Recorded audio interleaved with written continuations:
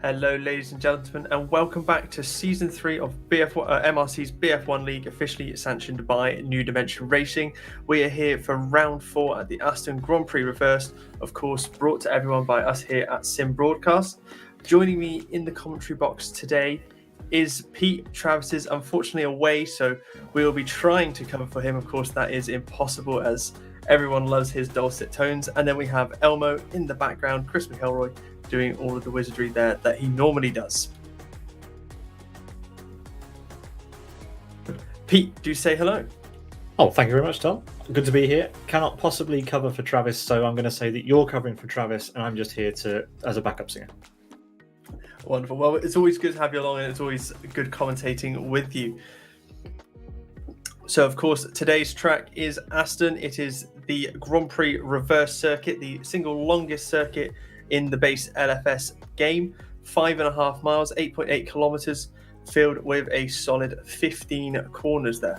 So it's going to be 18 corners. What am I saying? It's going to be a trial for the drivers. Is indeed. We've got one qualifying session going on at the moment. Q2 is happening. And then we're going to go into the 12-minute Q3, Tom, where we're going to have the top 10 shooting out for that pole position. Yeah, it's going to be a hot one today. We have our championship rivals are both here so it's going to be a good shootout we're going to have. Yeah, and we can take a quick look at the all-important driver championship standings as they were after round 2. Remember that the previous round, Tom, was declared non-championship, and therefore we are going off the points from round number 2 at the moment. It's Gabor and Zdravko right at the top, Tom, with Abe in P3. It's close at the top and anything to play for in the final 2 rounds of the season. Yeah, it's going to be a very exciting one. They see just separated 24 points between Gabor and Ayub and only 12 between Gabor and Zdravko. So drivers really need to make sure they're not making any major mistakes because it's going to have huge championship implications going forward. Yeah, we've had 21 drivers enter the championship so far. Here's Mark Planels, unfortunately, with negative 10 points. And we can have a look, actually, Tom, over at the team's championship standings. We can go through these again in a bit. But at the top, it's Team Sidus. Very, very clear lead at the moment over Fragmaster. Fragmaster have got a lot to do in the last 2 rounds if they want to gain any points on Sidus. Yeah, Gabor's done a lot of the heavy lifting for Sidus, but Pelikangas, of course, did get that second place. I think it was at round 2. It was a Sidus 1-2 we had there, so a huge points haul for them. And Fragmasters, of course, they're trailing behind with a big 26-point deficit. But Born to Race there on just a 1-point difference, so it's a big fight with the podium positions on the team championship going forward. Of course, 11 teams in total who have entered here. Yeah, really close actually, as you said, between P2 and P3. But yeah, I reckon Fragmaster, they could close the gap to Team Sidus if something happens today. We've got Zdravko and Santu from that team, as well as Daniel Akastic from Fragmasters here to put the challenge to Sidus. So, like you said, anything can happen really here. Let's have a look then at the schedule, because last round was declared non-championship. We didn't have enough drivers, Tom, attend. We still did the broadcast, everything happened, but we're not going to count that round towards the season because of the lack of attendance. Yeah, it's a shame really, but it's always good to get the drivers on track. Yeah. Here we have as well, final round of the series will be the Grand Prix of Japan at KY3 Reverse on the 11th of June. And we'll round out what will be technically a four race championship. Yeah, you unfortunately won't be joining us for that one, will you, Tom? Because you'll be at... I will be at the 24 Hours of Le Mans. I might represent Sim Broadcast over there, try and give the guys in the commentary box a bit of run for their money. I'll see what happens, but I'll be enjoying that racing there. I might also tune in to see what's going on over here as well. Yeah, 24 Hours of Le Mans, you lucky boy. We are just waiting, actually, for the final car to come across the line in the Q2 session before, Tom, we can run down the results of Q2 and the build-up for our very important top 10 shootout. The lap's quite long here. We have a 35-lap race, so there's half a lap to go before that car will come across the line and we can give you those results.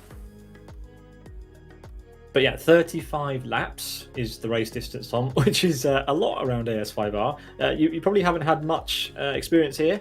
But actually, that's not true, because you said that you commentated on the non-championship race last season that was also at this track. Yeah, we did the non-championship here, where I think Alexei Lemaitre ended up winning that race here last year. I can't remember 100% with confidence on that one, but I do remember it was an Aston race here last year, which was good. But it'll be good to see the full championship round here today. We've got the final car about to be coming across the line, so we'll be having results for you very shortly of who's going to be going into this final qualifying session. Yeah, the final car actually bailed on their lap, so we can give you the full results. And Tom, take it away.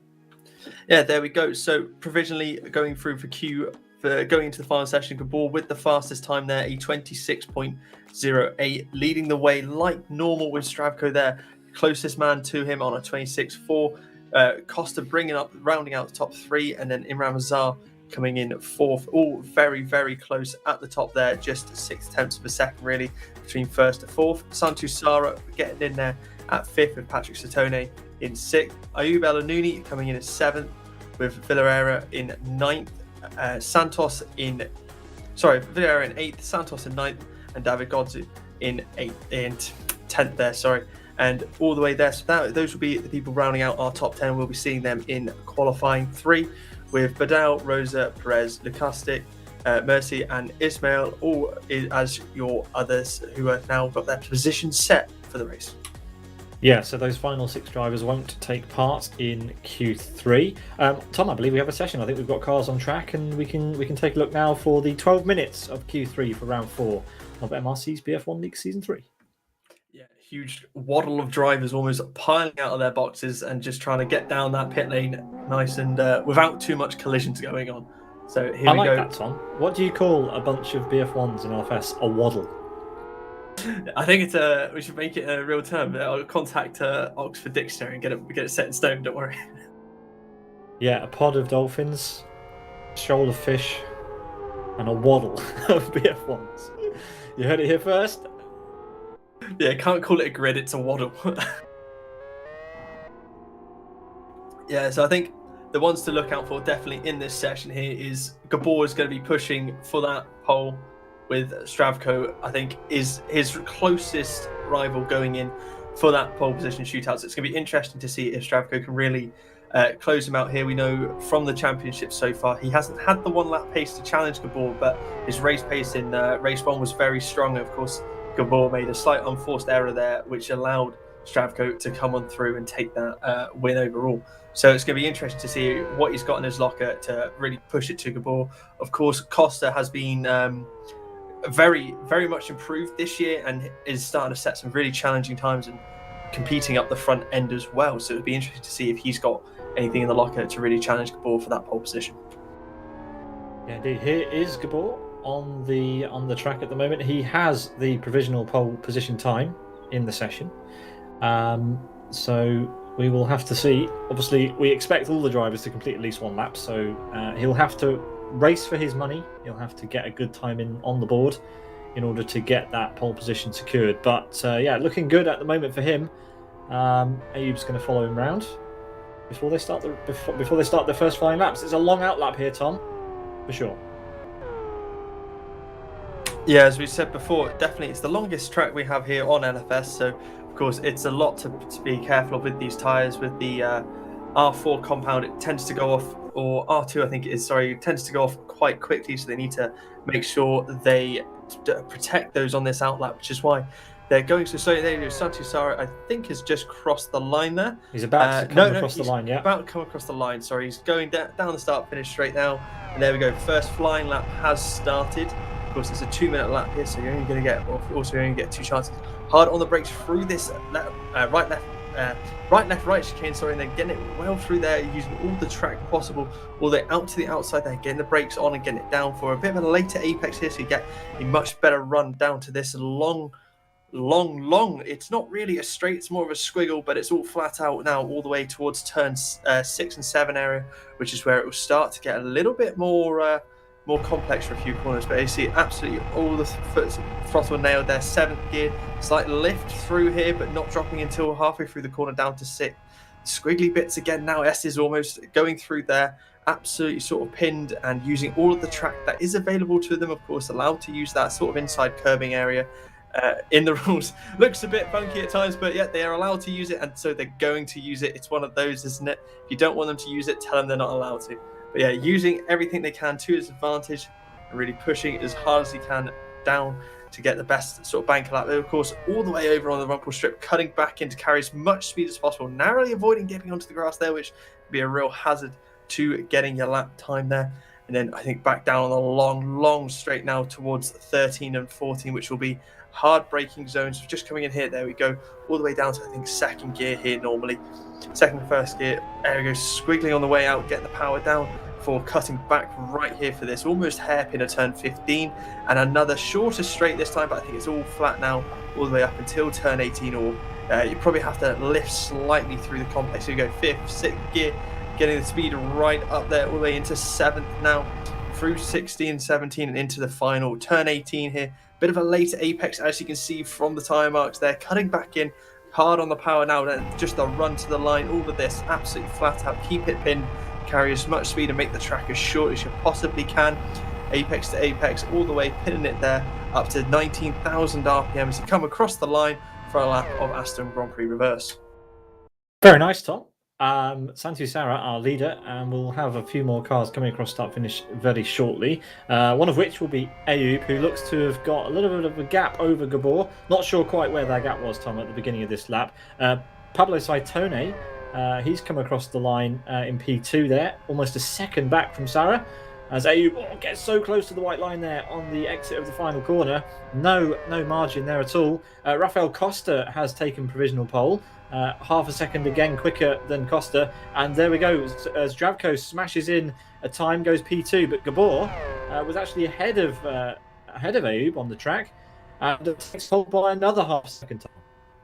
Yeah, Gabor doing Gabor things, as I like to say, for nearly half a second there. Just fastest time I've seen from him today, and he's really putting it in when it matters.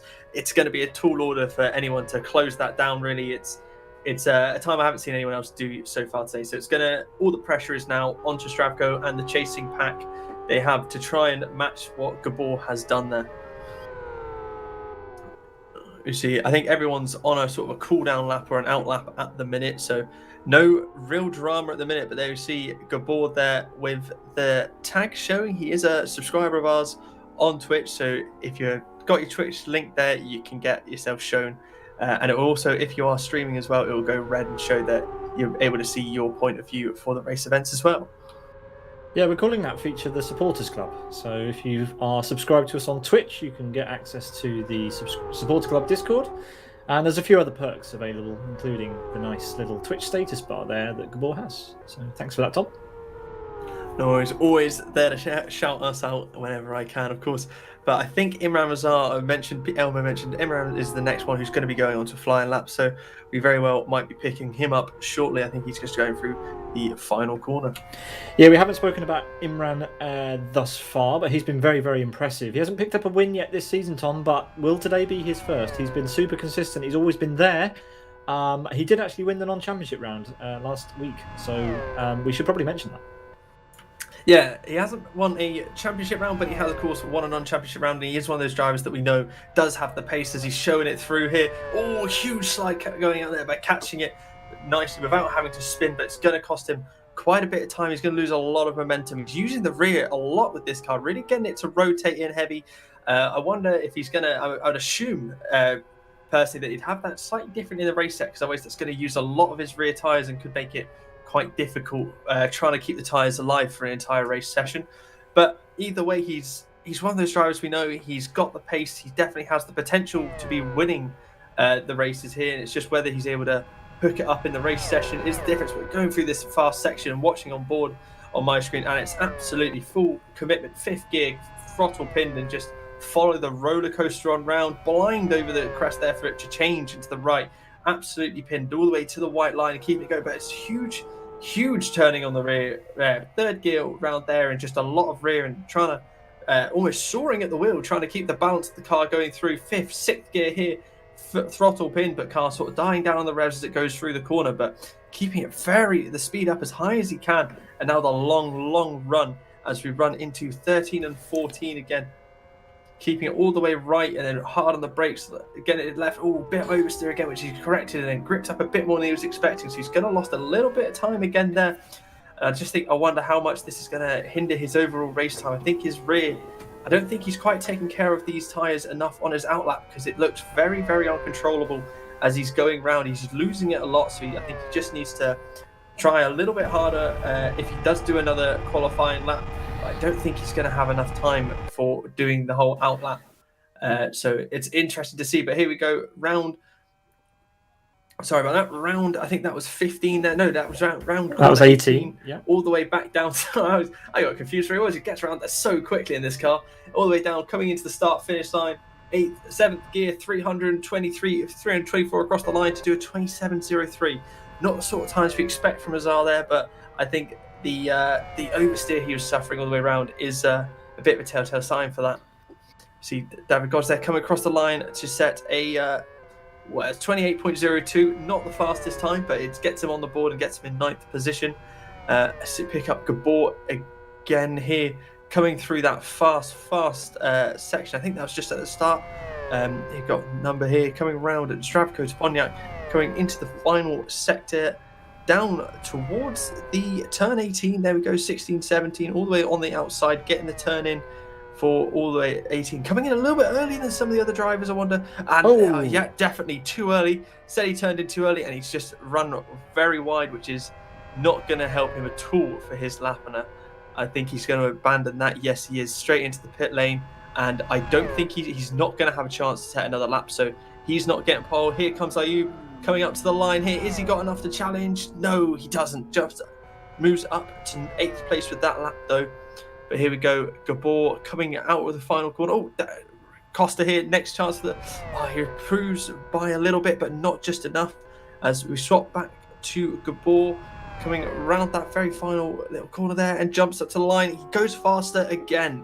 2/200ths of a second faster, but stamping his authority really over the lead there. Santu Sara's just starting a lap, Tom. He's going to come across the line. This is an outlap that he's just finished, but super tight times at the top. But Gabor, with that extra little bit of speed, pulls an extra 200th of a second ahead of Zdravko, as you said.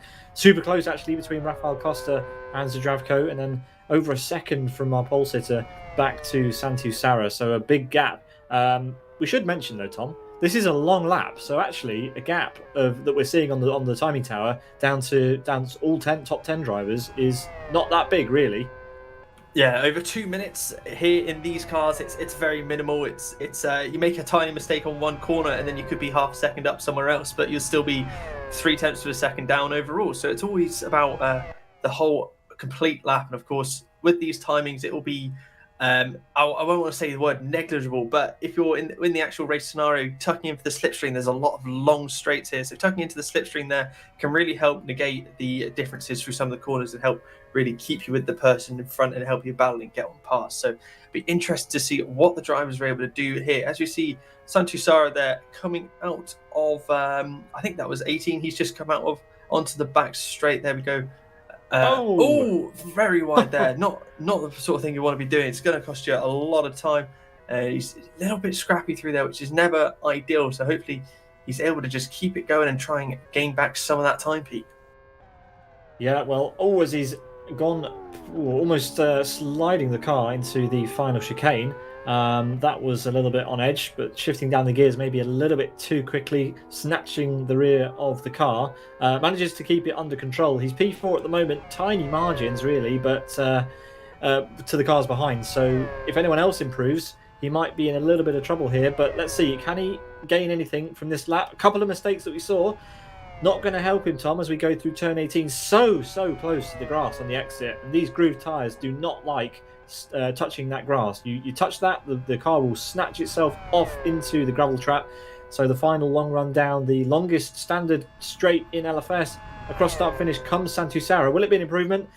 It is not an improvement. We didn't think it would be, Tom, but definitely not there. Yeah, not the lap he was looking for, but it's what is all you have. Here we go, swap to Imran Azar now.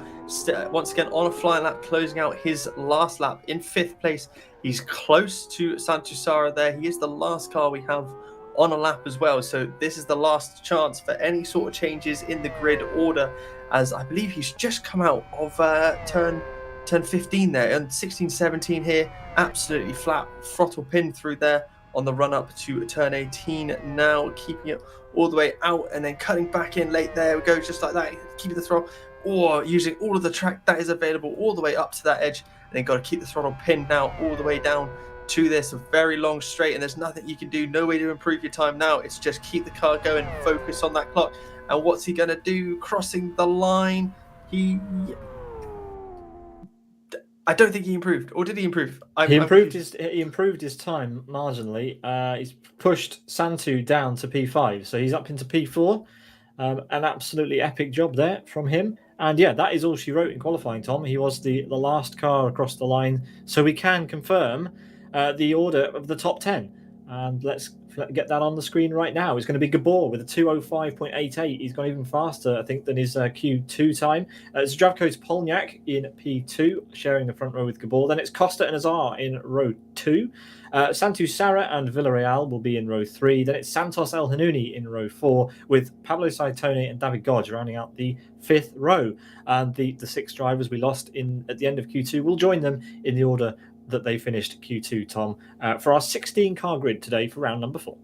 Yeah, interestingly as well, for the Teams Championships, Zdravko leading the way for Fragmaster there in second, and then a Master Race Car sandwich with Costa and Azar, both in the MRC team, and then Santu Sara there, filling out below them in 5th place. So the Fragmasters and MRC drivers very, very close. So it's going to be interesting to see how they filter out through this race. Of course, got Villarreal driving for Master Race Car in 6th as well. So those 5 drivers with the 2 teams very close. It's going to be interesting for the Teams Championship there as well.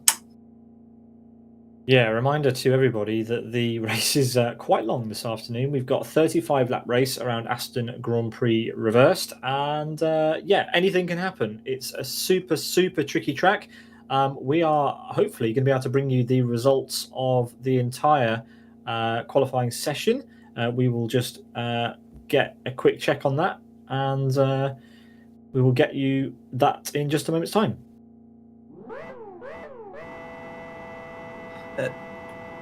There we go.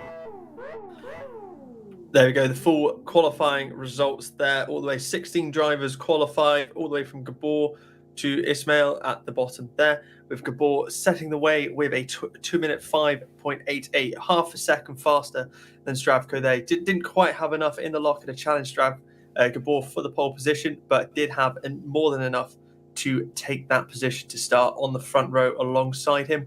Costa and Azar very close together, with Costa just behind Zdravko, but leading the gap away to Azar behind him to fill out your second row. Santu Sara and Villarreal sitting there on the 3rd row, close together again. Santu not quite having enough to keep ahead of Azar, but he's still got an opportunity to fight back, of course, through this race. As Pete says, it's a very long one. It's about 75-ish minutes, I think this is going to be, so a lot of opportunity for these positions to change.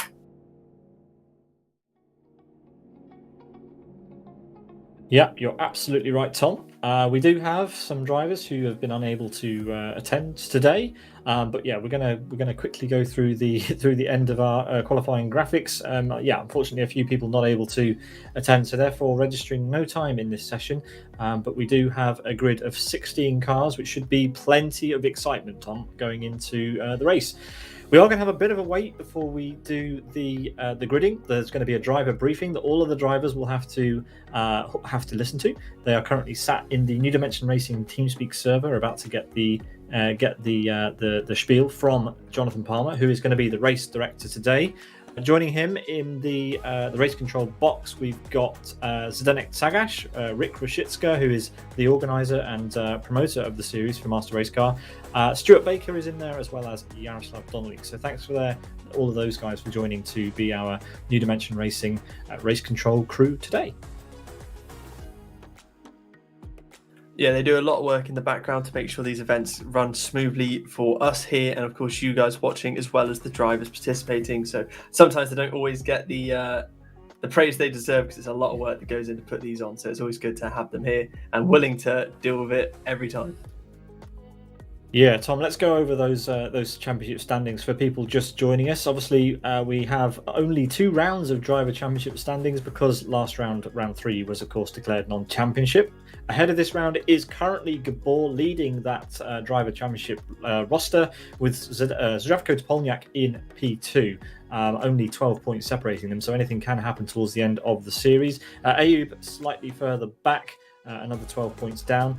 Then it's Pauli Peltokangas, who won't be joining us, so he won't be moving. Dennis Lind is racing in Asia, I think, this weekend, Tom, so he's definitely not going to be here.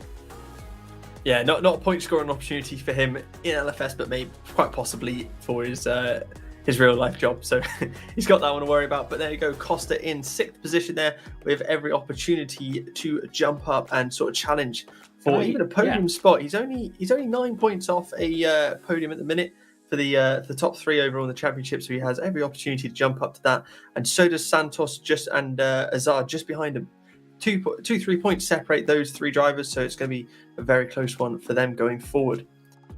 Yeah, I wanted to interject actually and mention that Rafael Costa has made some marked improvements since the previous season. I don't know if you can cast your mind back, Tom, but Rafael Costa, especially after this qualifying session, his qualifying this time, putting himself in P4, only a couple of hundredths behind Zdravko Topolniak, it shows you just how much that kid has improved. Yeah, he was I'm sure he won't mind me saying that he was a comfortable back marker towards midfield in the last series, and now he's one of those who challenges, who is there. You can expect him to challenge for a top 5 on every race. He is there now with the pace. He doesn't quite have the pace of Gabor, but Gabor shows us every time, whenever people think they've got themselves up there, he pulls something else out of the bag and just go, oh, I've got a few more attempts in the bag for each lap. So he's a challenge of his own, but he's definitely got a lot to be proud of. Costa, he's worked really hard and he's got himself right up there pace wise. Yeah, I did just want to mention that and bring that up because, it's all well and good focusing at the front of the field, but we need to make sure we keep an eye on these drivers that are, maybe slightly off the radar, but are creeping up. And Rafael Costa, definitely one of the names that I wanted to pick up. He's currently P6 in the championship. He's got a very, very nice qualifying position, Tom, so he can expect a big points haul. And look at the drivers ahead of him. Dennis Lind and Pauli Peltokangas not in attendance. So if he can challenge with Ayub El Hanouni today, which is more than possible, I'd say, he could be on for a top 3 at the end of the season, at least. Yeah, I think he's in a very strong position to attack at Ayub's position, considering Ayub has qualified 8th for this race and Rafael Costa is up there in 3rd, so he's got a long way, a load of cars between the two of them, and Costa having that inside line off the start finish as well, and having Gabor, if he gets a good jump, you can get Gabor's toe all the way into turn 1 and quite possibly challenge to move Zdravko off that 2nd position and try and run away there. So he's in a very strong position for moving forward. Yeah, I'm not quite sure how far down the list you got, Tom. Maybe you can remind me. I think we got down to Imran Razar there at 8th. We got, of course, Alan Terzic. He's not here either today. He in there at with 7 points in 9th. He's not really he's not going to have an opportunity. But of course, Lucas Rosa in 10th there is here today, and so very much has an opportunity to move himself up the board as well, at least one position, and possibly challenge even higher into the realms of Santos as well. But Santos is also here today, so it's going to be a big fight there for the top 10 sort of positions in the championship today.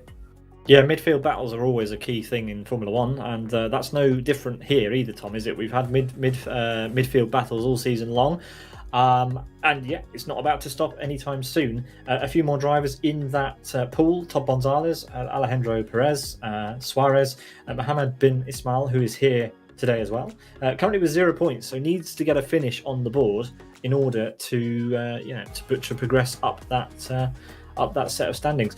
Martin Capel, he's currently registered in P16. Gabriel Lara, 17th. Adam Brown, who has a decent excuse for not being here today, to be fair, so he's in P18 currently, won't be scoring today.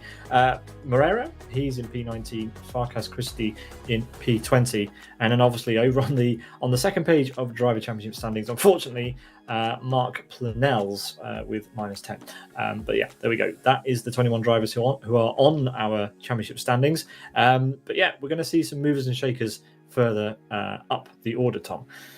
Teams Championship, it's a different story. Yeah, it's Sidus are arguably running away with it at the top there. Got a 26-point lead. Of course, only one of the Sidus drivers here for today's race, and that is, of course, Gabor. Gabor really hoping to be able to put the team and himself getting an extra 25 points today, which will put them comfortably clear, but then got the likes of Fragmaster and MRC, who have full rosters here, really looking to either A, close down that gap, and then B, get some more points themselves on the board. Master Race Car are turning up with 4 drivers, in fact, today, so there's a huge representation for them, and they're really going to look to sort of jump Fragmasters in today's race. Yeah, they probably might end up jumping Born to Race as well. It's going to be very close for that second position, I think. MRC with all those cars. I mean, if they get two of them across the finish line, it's going to be pretty strong for them. FM also, obviously, with 3 cars. So, they have the potential to have a strong finish, but in recent races, it's not been great for Fragmasters. So they need to change their luck. Their luck has to change for them to progress in the team's championship. Road Appraiser Racing Team there in P5, 30 of Racing, Top Racing, Savage Sim Sports, Sim Broadcasts joint ninth with Sauber BMW F1 team, and then Air Attack down there in P11. It's a cool story to look at what's going on at the top of the team's championship standings. Gabor there, he has a lot of work to do, doesn't he, Tom, if he wants to keep that advantage? Yeah, I think realistically his job now, keep his head down, get a good start away and pull off and try and build a gap from the guys behind, and hope that the guys behind fighting take themselves out, which will cause the issues of their championship standings. Of course, Gabor, as I said earlier, done most of the heavy lifting, got 45 points for the team so far with Pelican goes picking up the other 18 there. So I think we're starting to go to grid now in the background. So we're going to, of course, have that first formation lap before the race starts. So drivers' opportunity to heat up their tyres, of course, a long way around here. Plenty of opportunity to heat those tyres. Yeah, as we turn our attention to the track, the drivers are on the grid and we are about to have our formation lap. Flag for formation lap, green flag, formation lap. Voice there of Jonathan Palmer, who is going to be race directing today. You're going to hear his voice a few times on the broadcast.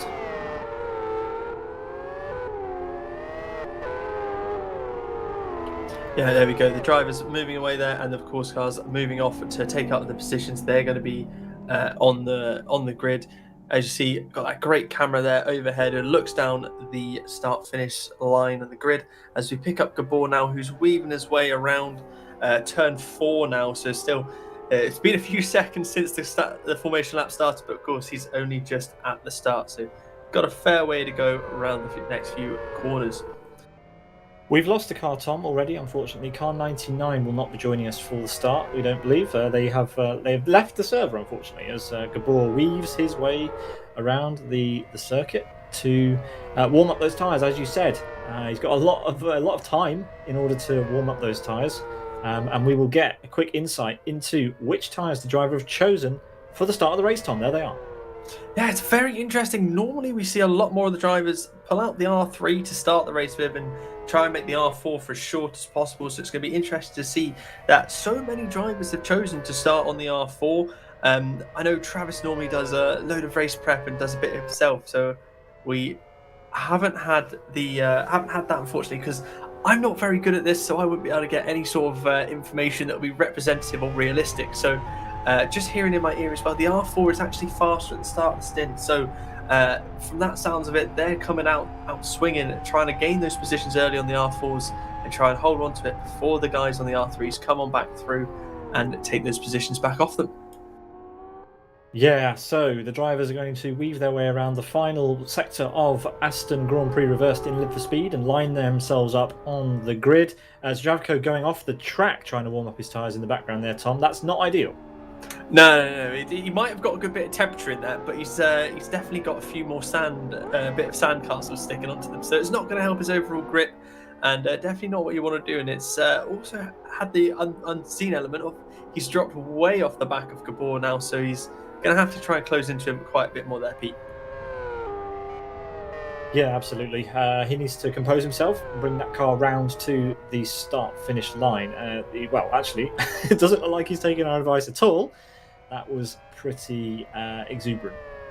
Yeah, of course. We're going to have, they have to run the 2 tyre compounds here today, and I'm hearing as well the R3s are expected to be able to do most of the race there. So I think it's going to be a short. We're going to see low fuel on a lot of these drivers starting R4, really make as much advantage off them as they can off the early, because they're going to have to do 2 fuel stops as well, just because how long this race is going to be. And there's so much of this track at full throttle, and so it's so long as well.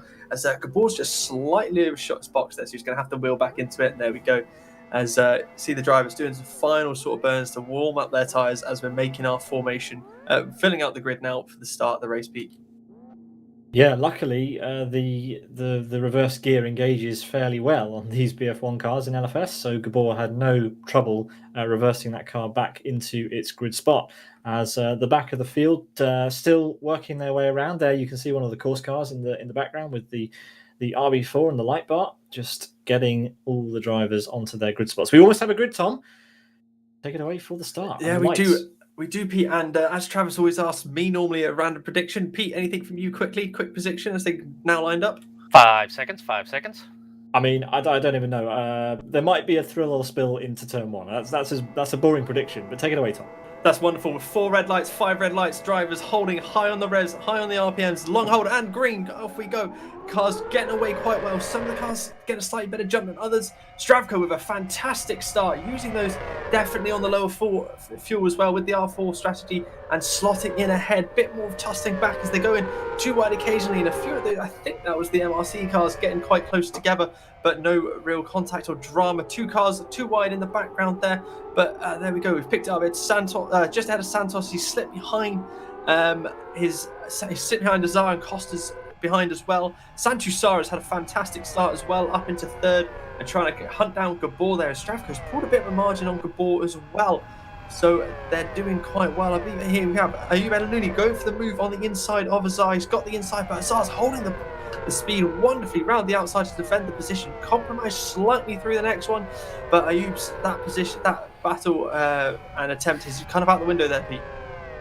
Yeah, it was over almost as soon as it begun, but that's always going to be the case on the first lap when you're really, really close to the cars behind, in front, and you've got all that dirty air going over the car. Rose has had a spin. He's had a bad time. Yassin Badal, even worse of a time, Tom. What's gone on here? Race control will see this. It's a long lap, but that car is so badly damaged that there's probably going to be a full course yellow thrown by the time the cars get round there. That's a long drive back to the pit lane for Yassin Badal, who has totaled his car before the first lap's over, Tom. Before the first sector's over even for him. Yeah, rear left looked like it was hanging off, rear right barely hanging on. It's going to be a full course yellow. And we're going to be seeing Stravko going. I don't think Stravko will know about this. Admit, see David God's there and 2 drivers on the outside, 3 wide there almost. And David God's just missing his rear wing there. He is. So I don't know what's happened here. Yeah, it's completely crushed into the car. Something's been on top of that car. We've completely missed what's happened there. But what a weird sight to see. A car missing pretty much its entire rear wing. It's been completely crushed. That car's going to be straight into pit lane, Tom. Yeah, I wonder if that was possibly safety car the boards initial and cause. flags. There we go. Safety car thrown now. So drivers going to have to be and flags. Safety car boards and flags. Heavily damaged car in sector 2. Safety car boards and flags. Split strategy at the front, Tom, as well. Stravko in the pits. Stravko on that low fuel and the R4s diving now in for the R3s. We know the R3s can make most of the race, and Stravko, of course, is running the R4 strategy. He'll be on lower fuel. This is the best time for any of those R4 runners to dive into the pits. Of course, they're going to lose so much less time changing now than what they would in the full race scenario. So this is their best opportunity that they have to take advantage, and really it's playing perfectly into the hands of Stravko, really. I know he's going to have a lot of people to overtake as he comes out, but it's the best opportunity he has now. I mean, that's the safety car came very, very early, of course, on lap 1. Unsure at this point what happened to Yassin Badal or David Godj. Somehow, Yassin Badal has managed to get that car going again. I can't believe the state that thing is in, but he is currently weird. Oh, no, he's off. I spoke too soon. He's in the gravel. He's going to have to work pretty hard to get that car back to the pit lane and continue on with his race.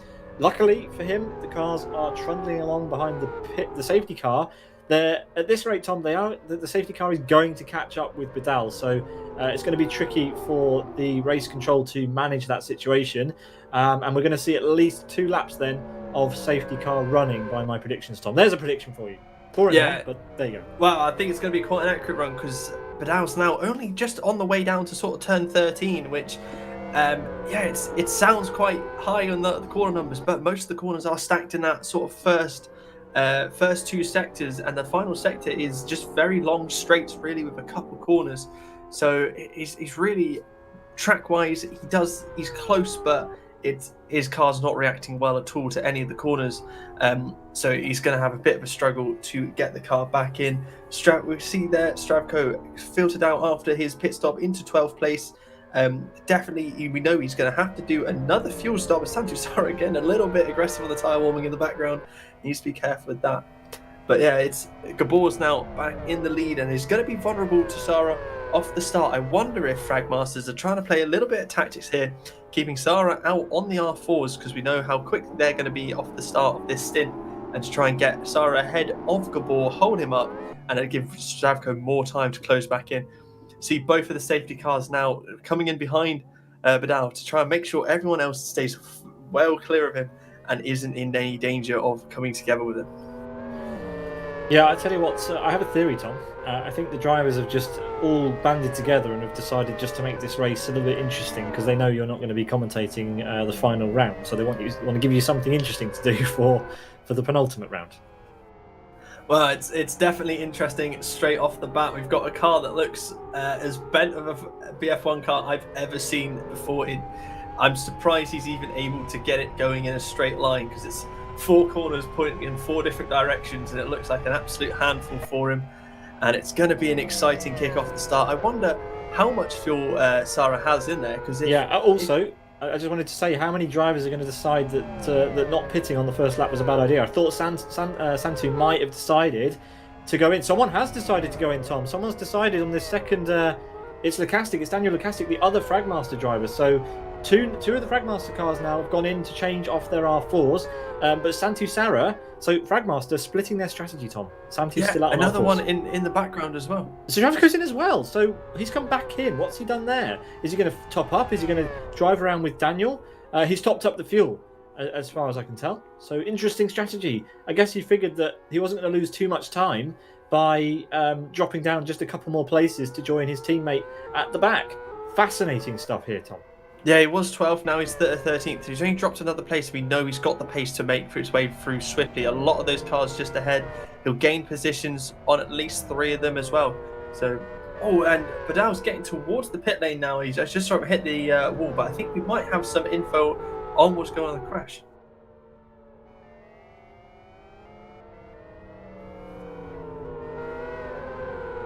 Yeah, we're just going to hear shortly, I think we're just in communication with race control to get hold of what exactly went on with that big crash, and I'm sure Pete will be able to bring it to us as soon as we find out. At the end of this lap. Safety car will be in at the end of this lap. Yeah, Badal has now made it into the pit lane, so of course there's the cool safety car coming in at the end of this lap, as we're currently trundling on through, I think we're at turn 16, 17. Oh no, we're only halfway through the lap, sorry. That was a lot earlier on the lap than I thought we were. I think it's turn 9 and 10 we're at, so we've got most of the lap to go. Yeah, just a few corners to go. And yeah, we're just entering the back straight before the this fast chicane. It's not really a chicane. It's pretty wide, but I guess it's definitely a chicane in this direction. The drivers are tripping over each other here, Tom. The kind of concertina effect is quite pronounced here, I think. Yeah, it is. A little bit of news as well. Badal has decided to rejoin the race. He's got the car repaired, and he's got best part of half a lap now to catch up to everyone else. So he's a lap down, but he's back in the race, and he's going to keep going now, and hopefully nothing else, no more drama befalls him, and he can catch up to the rest of the grid. Yeah, we have, one real corner to go before this race will get underway. The safety car is in this lap, so Gabor can begin to drop we have a traffic jam in the background. All the cars tripping over each other quite a lot, and we've got cars off, Tom. This is not good. It's not difficult to follow at a set gap behind the cars around. Villarreal has lost a bunch of places and drops actually back behind the Fragmasters drivers. So promotion there for Stravko and Lukastic. As we have Gabor, he'll be winding up the car. He doesn't want to go too early, Tom. It's a long straight, and the safety car still has to get into pit lane. Yeah, I think he's going to wait as long as what I would do, and I know I'm not a professional, but I would wait as long as possible. I know sort of what we saw with the F1 cars when we were at Mugello, they waited a long time to go, which did cause the drivers in the background to trip up a bit, and I think we might be seeing that a little bit because a lot of them fanned out a bit. But there we go, he's gone, he weaved and he went, caught Sarah a little bit napping, and he has bit to build a bit of a gap, but he's got to hunt that down. I've got all the drivers in the background now bunching up, going too wide already, but big into the wall. Sancho Sarra into the wall on the left. I think swept a little bit. Someone else into the pit lane and just spinning like a washing machine, bouncing down the wall there. Gabor got away okay, and he just managed to keep going against someone else now off on the grass. I think that's Perez, but managed to get back on, but has lost a place again. Fortunately, Sarra not having anything too dramatic in terms of taking other people with him, so is able to rejoin the race, which escaped to second immediate safety car. But there we go, Perez trying now to defend his position from Santos, who's really trying to send up the inside there. Is right alongside, and he's going to have to fight all the way around and hold the inside here. And if Santos can, if he can hold it there, he might be okay. But Santos will have the advantage. Oh no, he won't. Santos has to back out, fortunately. And so there we go, Perez has held the position. Yeah, well fought. He had to really push for that and make up for the incident out of the first chicane. We've got Villarreal and Godge going at it as well. Saitone, who we believe was involved in the incident at the beginning with Godge, and I think it was just Bidal. Yeah, so Saitone's been in the wars as well, Tom. We're not quite sure of the precise detail, but as Perez now he had to back out of it. Ayub was sending one there. Yeah, you've got a much better run out the previous corner. Used to pull up alongside and then just got him on the. I think Perez made the sensible decision to back out of it and try and take advantage down this next long straight, but hasn't really made any moves of it. Didn't tuck in underneath him, so is left out to dry a bit there. So you've now really got to try and fight past the two cars ahead to gain up into that positions. But we know he's got the pace to do so, and he's done a great start up from 8th all the way now into 4th place. So he's charging well through the grid. That seems to be having a lot of issues at the minute. Yeah, Rafael Costa is having a dream day. Here he is. He's in P2. We said at the top of the show, Tom, that he might end up having a good race, but it all depends what happens to Zdravko, who is also currently having a fight with Godge somewhere in the trees there. He's made a move on Godge. Yeah, we know Zdravko's got the pace, and we expect him to come through on these sort of things. He's gotten through, and he's gotten a lot further ahead, or almost straight away, didn't he? So he's done well there. Yeah, someone else who's also on the move is Magic. Magic's been fighting with the Castic as they're also side by side going back down the home straight. Magic on the outside for the first chicane, backs out of it, probably wise. Yeah, Daniel Castic, I think he made a good defensive move there to keep him behind, and then it's really got to try and gain the positions up ahead. Up ahead, I know Villarreal's been off as well, lost a couple positions again. Ayub is sort of close onto the back of Imran Azar there, and it's going to be looking to make a move. Azar going slightly defensive through there, and Ayub's right in the slipstream, real 320 kilometers an hour stuff, right at the top speeds these cars have, and there we go. Imran Azar not really having any opportunity to defend from that, and can only just sit in and behind and go as hard as he can, following up. I believe Santu Sarra has also just dived into the pit lane as well, so he'll be coming off those R4s and onto R3s. It's been a shame. He was doing well, and then that huge accident he had after the safety car restarts really cost him an opportunity so far in this race, but a long way to go still. I mean, this is crazy. Ayub's been able to turn on these R3s incredibly quickly and has shown Azar where he needs to go. We do only have one driver on the R4s. It does explain why Perez was having a little bit of trouble off the restart, I think, as he maintains his P5 position. He did overtake a few people before the line, we think, so he's probably going to be getting a penalty as well. Maybe just slightly unsure of the safety car restart rules there, Tom. So expect a penalty to come to Perez. The race control team, of course, very busy at the beginning of this race, so it might take a bit of time for that penalty to be distributed. Looking further back, Tom, from P8 downwards, we've got the two recovering, I guess we can call it, Fragmasters cars after their very early pit stop. It's Zdravko Topolniak currently in this sandwich, and they've got to be careful. They've got to sort themselves out here. Zdravko saving fuel behind Lacastic by the looks of it. Yeah, I think Zdravko here, I don't expect Lacastic to make too much of much defensive on his teammate, of course. They are teammates, and one of them's trying to fight up ahead, but end of the day, they're both drivers, both trying to race to get as many points as possible. But Zdravko's getting left out to dry a little bit with Villa. Oh, my huge run there. Don't know quite what happened, but he hit the back of the cast. Unfortunately, none of them having too many issues, but there we go. pulls out to the right-hand side, seeing the view here from Villa, all the way at the back. Two of them side by side, and Lukasic backs out, letting Stravko through on the line there. And then just got to work together to get on through going forward. But yeah, that could have been very bad.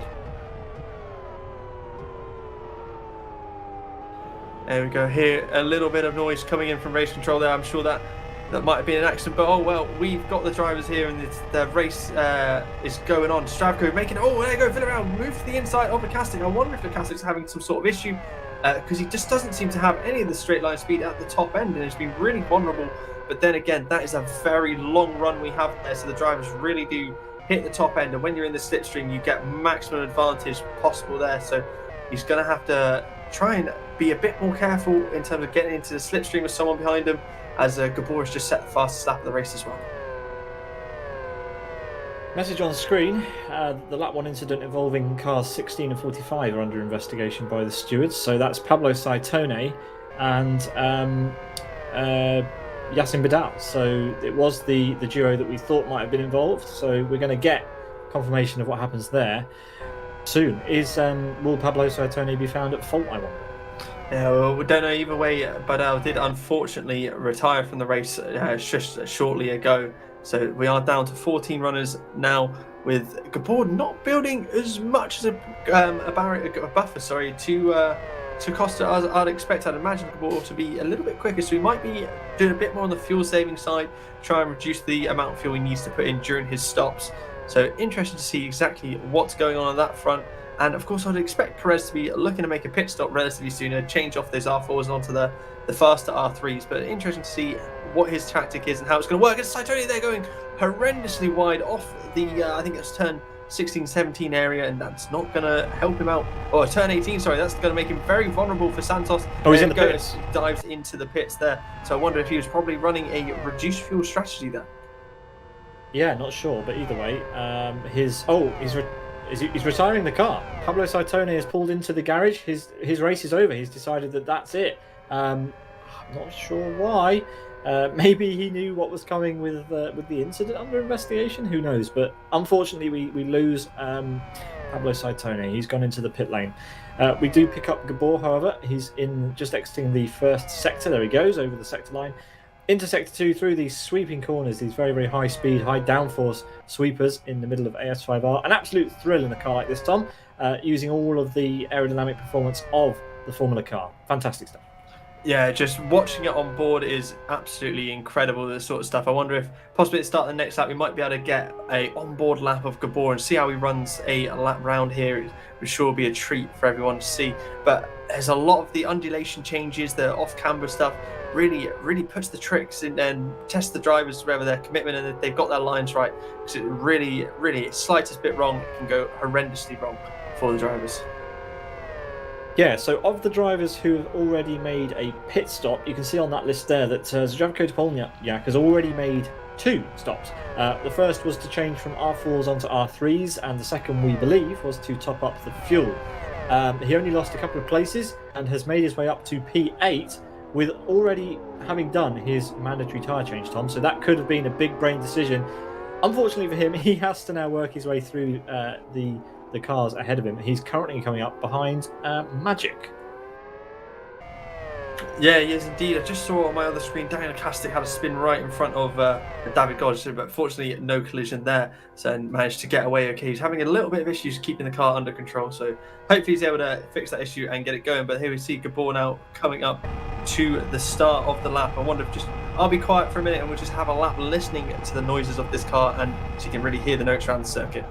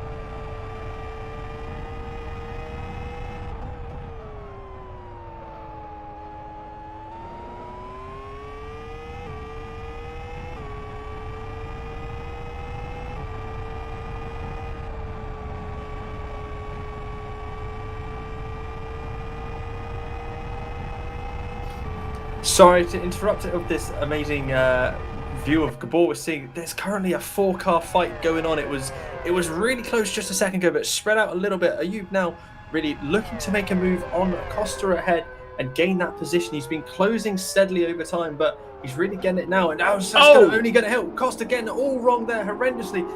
And now Ayub to get round the outside. Of course, he's got the switch back on the right. Oh, they made contact. Through the thing. Perez there, run wide. And I think he's got stuck with the barrier.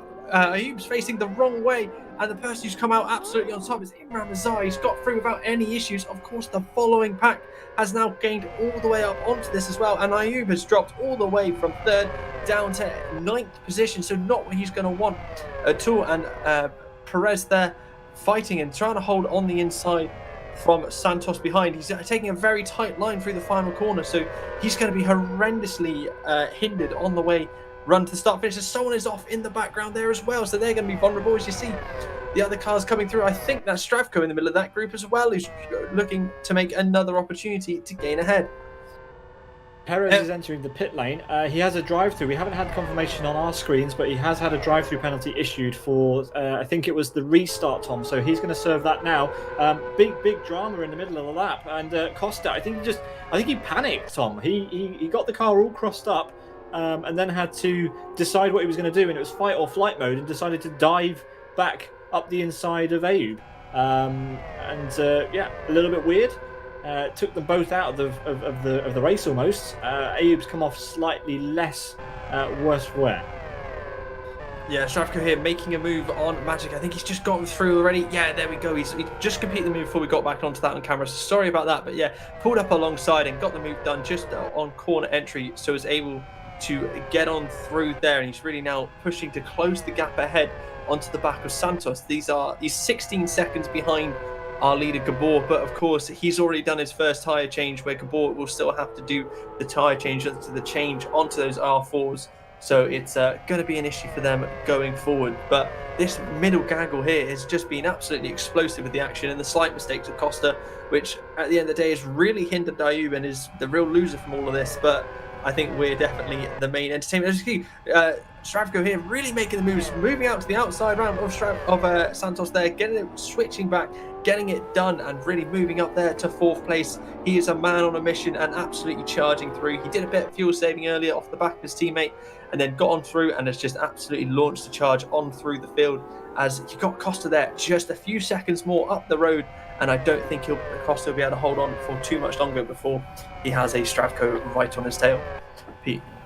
Yeah, so 2 stops under his belt, and Stravko's already up to P2 with a 17-second gap then to Rafael Costa, who is himself a further 13 seconds behind Azar. But it's a hell of a long race, and Zdravko's pulled a blinder here. He's managed the traffic relatively well, it looks like. We also have... what have we got here? I think this is the confirmation of that drive-through. Yes, it is. This is confirmation of the drive-through for Perez and why he got that drive-through. So, yeah, we got that message. Yeah, just had the moves in the background there. I think that was El Anouni getting his way past Magic. Yes, it was, up into 6th place and trying to close back the positions he lost. But he's got the pace today, and he's struggling a bit. Magic there going a bit defensive. Villarreal not expecting him to be quite as slow as he is. Not that he's been slow, but Villarreal definitely had the pace on him there and just didn't expect, I think, the closing speed to be quite as dramatic. Of course, the long run here, I don't think he's in the slipstream for this. Well, Magic will have it on El Anouni ahead, so he's going to struggle a little bit here, but he's probably going to have another look towards the end of the lap. As Stravko's building a gap nicely on Santos behind, but he needs to keep on going and catch up to Costa ahead, who's pulled away a little bit, to be fair to him. So a bit of work now needed for Stravko, Pete. Yeah, indeed. We're struggling to keep up with everything that's going on with all the cars on track, but if you fancy having a go and having a look at the race in more detail, you can head to tracker.newdimensionracing.com to get all of the event live timing for yourselves. That's tracker.newdimensionracing.com. Tom, it's an absolute spicy one. We've got Rosa in the background with Sarah currently having a fight down this short run towards the middle sector. Yeah, big fight here. I do expect Sarah to get through. Of course, Sarah's so far. Yeah, there we go. Moves to the right, gets up the inside, and runs slightly, takes the middle of the track to run a slightly defensive line on the move he's made, and just encouraged Rosa there to back out, which he does. So both of them get through though. Long waiting for them to come through to this camera. So I wonder either we've got the wrong camera or no. There we go. I think a little bit longer than we thought, but it already built a bit of a margin there ahead. And I think Alanuni now is making a move on Santos. There we go. He's pulled to the inside and job done. Up the inside, Santos has been dispatched and keeping the momentum through the final corner there because, of course, you've got the long run and you don't want to be too vulnerable. But, okay, of course, doing that move so early there could present issues for him down the back. But just behind Santos, we also have Magic, who's going to have a huge run down the start-finish line here. We see him already tucking up under the rear wing, closing in, but I don't think he's going to have quite enough time. No, he doesn't. Into the chicane before any opportunity opens up. Yeah, I think Santos must have had a wobble coming out of the final corner because he lost a lot of time to Ayoub. Perez is in the pit lane. This is probably for a scheduled stop. Yeah, he's changed from his R4s onto R3s. All of our runners now running R3s, so a bit of fuel, some tyre change, Tom, and then he's back on his way. All of our drivers now running that softer, faster, but quicker to wear out set of tyres. Yeah, but of course we do know they do have the opportunity to make most of the race on these tyres, so should be okay. But this midfield battle just keeps on happening. We look away for a second and suddenly there's a 4-car train again. I know it's a little bit spread out, but they're just so close to each other, and just the slipstream availability of these straights really helps lends it to these fights through the middle sector that we have. So it's always great to see here. Always brings a lot of action. You see, Ayoub now is already caught onto the back of Stravko. He's absolutely flying today. And it's really going to be looking at any opportunity, I think, to try and get on through, get on past, and try and close back into Costa to take maximum advantage of that. Because we know he's got the pace on Costa. He's caught him before. He was past him before they had that collision. So Ayoub really a man on a mission. I think Stravko could have an opportunity to let him on through, keep with him through the slipstream, and try and save as much fuel as you can on him, so you can try and have a better win on the strategy. Of course, Ayoub does need to change onto the R4s as well later on, I believe, so has that trick up his sleeve as well. Yeah, I'm glad you just mentioned that at the end there, Tom, because that is the case. Ayoub has to do a tyre change, so he needs to make the most of this. He cannot hang around behind Zdravko. He cannot fuel save. He needs to get on up the road. He cannot afford to waste any time behind Zdravko. As Zdravko goes off there, he's off onto the grass, and that's going to allow Ayoub an easy run by. Zdravko's not going to be in the slipstream, is he? Oh, no, I think he's just lost it now as Gabor sets the fastest lap. Everything's going off. We're now 12 laps deep into this race. And yeah, Ayoub is on a fly now. He's gonna head off into the sunset, hopefully. He needs to build a gap, Tom, because he's got to do a tyre change. Yeah, tyre change is going to cost him a lot of time, and it's not going to be helpful for him. Of course, there we go, on to Magic. I think Magic is just doing fuel there. Yeah, still on the R3s, leading the way. See Gabor, the man who is just absolutely flying away at the moment. I think he definitely loves this car and he loves this track because he just seems almost perfect every single time around. I don't think I'm saying this now, but I don't want to curse him, but I don't think I've seen him make a mistake around this track yet. He's absolutely flying. He's one of those, he looks so confident, and he's just absolutely, there you go, using all of the track he has available to him and really pushing. This is going to be a fantastic line for you. There we go, in he comes, absolutely flying around there, and just the noise of these cars and the way they look, definitely my personal favourite era of Formula 1 cars. Yeah, big shouty engines, that's what we want, as Gabor weaves his way into this final chicane section. Pretty tricky. We saw lots of drivers checking up the car in qualifying, but no issues for Gabor. This is around about the time we had to cut his onboard lap short, Tom. So at some point we ought to do him the favour of giving him the final chicane, the final sector on board when we get a bit of time to breathe, because everything is happening in this race. We've still got this massive midfield train. It's now just down to 4 cars. It's Villarreal in P7, Igor Santos then in P6, very, very close to Villarreal. As Zdravko then has kind of lost a little bit of time to Ayoub after going off the circuit after the final corner on the previous lap. But Ayoub really needs to be building this gap up. He's on lower fuel than Zdravko, only by a couple of laps, Tom, but he has to use the opportunity now. He needs to open that gap up lap after lap, so that he can get as much of an advantage when he comes into the pits to change off those R3s. Yeah, the thing with Stravko as well, Stravko will of course have to do 2 more fuel stops. I don't see him making that fuel to the end of the race, even if one's just as going to be a splash and dash. I might be wrong with that one, but it's going to be a big ask, I think, to get this car to the rest of the race. We've got another 22 laps to go and a lot to go on. Stravko, of course, missing out on the slipstream ahead, which is making him a bit more vulnerable to the cars behind, who I think didn't quite have the run. See, Oh! Santos there off onto the grass, and Villarreal's not going to need a second question as he dives through. I've just seen on my screen as well on the other side, Costa's had a moment. He's had a half spin, which has left him vulnerable, and there goes Ayoub El Anouni straight on through. Costa's going to be kicking himself from that one. It's not what you want to do, and it's also going to play him back towards the clutches of Stravko. Of course, the long section here, Costa able to keep with him in the slipstream and gain as much time as possible. I think he's going to try and make a move up the inside, dives to the line to try and throw off Ayoub, but Ayoub not concerned and keeping him going. Has already built a bit of a buffer as well. He's got Stravko closing in behind him again, and I think the ball has just set 3 fastest laps in 3 laps, so he's absolutely flying ahead. Yeah, well, flashbacks to everybody here in the commentary. We've got Ayoub and Costa back together again, but I think Ayoub now has got enough motivation and enough pace in that in his machine to open up the gap over Costa. I don't think it's going to pose a problem for him. But Costa, after the big billing we gave him at the beginning of the show, Tom, it's not looking good at the moment. He's about to be swallowed up by Zdravko. He needs to compose himself. He's got a lot of points on offer here. A good opportunity. He's clearly got the pace in the car, but has he got the head?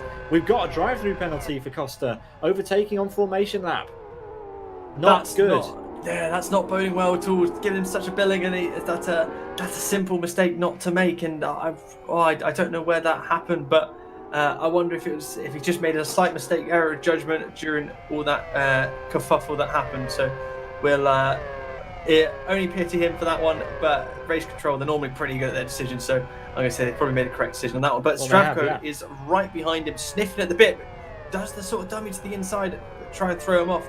I wonder if that was possibly not quite the right move for Stravko to make, because it's going to drop him back now. So he's not going to have optimal slipstream as you go down this back straight. In fact, I think he's a bit far behind, and it wasn't the right move to make. Stravko, I'd have waited a little bit and then try to get on back past him using the toe there, Pete. Yeah, maybe. I think it was just more of a show of intent to Costa, like, don't hold me up, I'm going to try and make moves.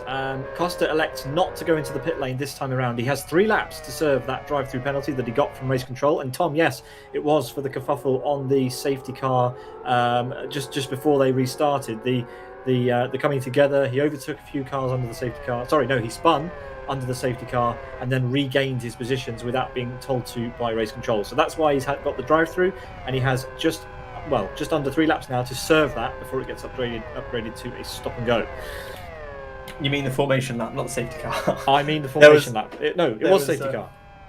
Oh, was it? There was chaos on both. The penalty says formation lap, so yes, I'll take that as gospel. Tom, you are right. The penalty was for a kerfuffle on the formation lap. My apologies.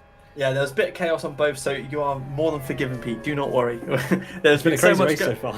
Yeah, so much went on early on. Was trying to hard keep up exactly what happened when. So, but that happened, and it's something that he's got the penalty for either way, and he's going to have to serve it, which is of course going to drop him out of this train. And I think he's struggling a little. A few of the cars taking a similar line, so losing it, not quite getting the run out of it. But watching Stravko here, who's sat in a sandwich between the two, the leader of the group and Costa in the middle. Of course, he's going to not have to worry too much about Costa behind, with him having to dive into the pits. Costa ahead, sorry, what am I saying? Costa's really struggling, I think, with the tyres and the pace at the minute, and needs to go into the pits, help cool the tyres off a bit as he drives through there, but then he's going to be left a tail of this group and with a lot of work to do. Yeah, he is indeed. We've got David Godge. We didn't mention it at the time, but he has been in to repair his BF1. It now has another rear wing, Tom. It's been extruded again, I guess. So there we go. He's got back underway. Good to see him still in the race. A number of cars have had issues and have retired, but Godge is still running. We've got Villarreal on a run on Zdravko here, Tom. Yeah, definitely tucked right in under the wing. There we go, moved out to the left-hand side, does have the overspeed, but right at the top now, both of them on 320-ish km an hour and just backs out. Not enough time to get that done, and it only end up losing out. So smart move in there by Villarreal. I think he needed a little bit longer gears if you wanted to make that move, but it's going to be very pacey through this middle section here. If he didn't, he made a little mistake there through the corner and just lost a bit on exit there. Otherwise, he'd have an opportunity again here. So he's missed out a bit there. But always another lap, another go. There's a few of them to go. Yeah, but if he's maxing out at the end of the home straight, then that's tricky. I mean, it's difficult. This car is so fast, and that straight is so long that you will max it out on solo running. But of course, in a race, there's other cars around, so you have to do your gearing based on what you think you might be doing behind other cars. And clearly, Villarreal's setup does not account for any slipstream down the home straight. We've got another message from Race Control, Tom.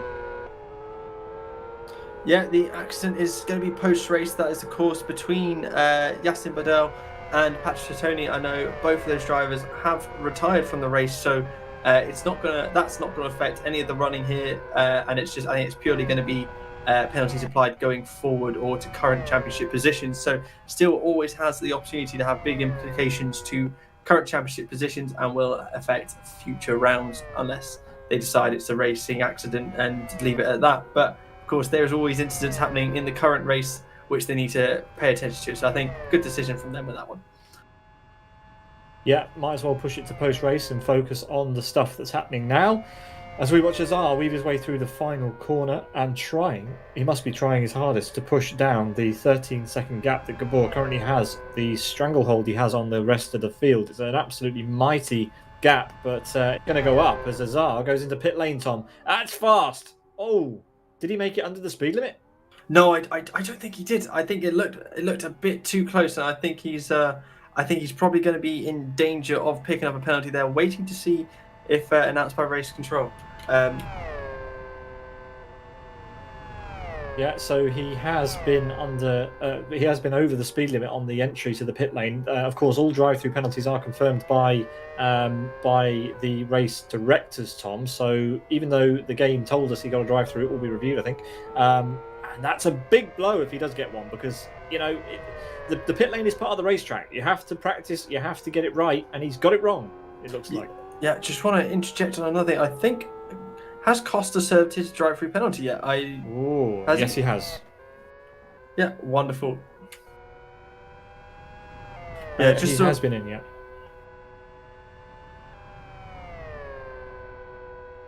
Oh, I think Stravko's timing out. Either I'm timing out or Stravko's. He's just looked like he's timing out. It's the wall on my screen. He's timing out. This is a great shame. I just saw on my other screen, he went darting into the wall. But yeah, so I think we're about to lose Stravko from the race.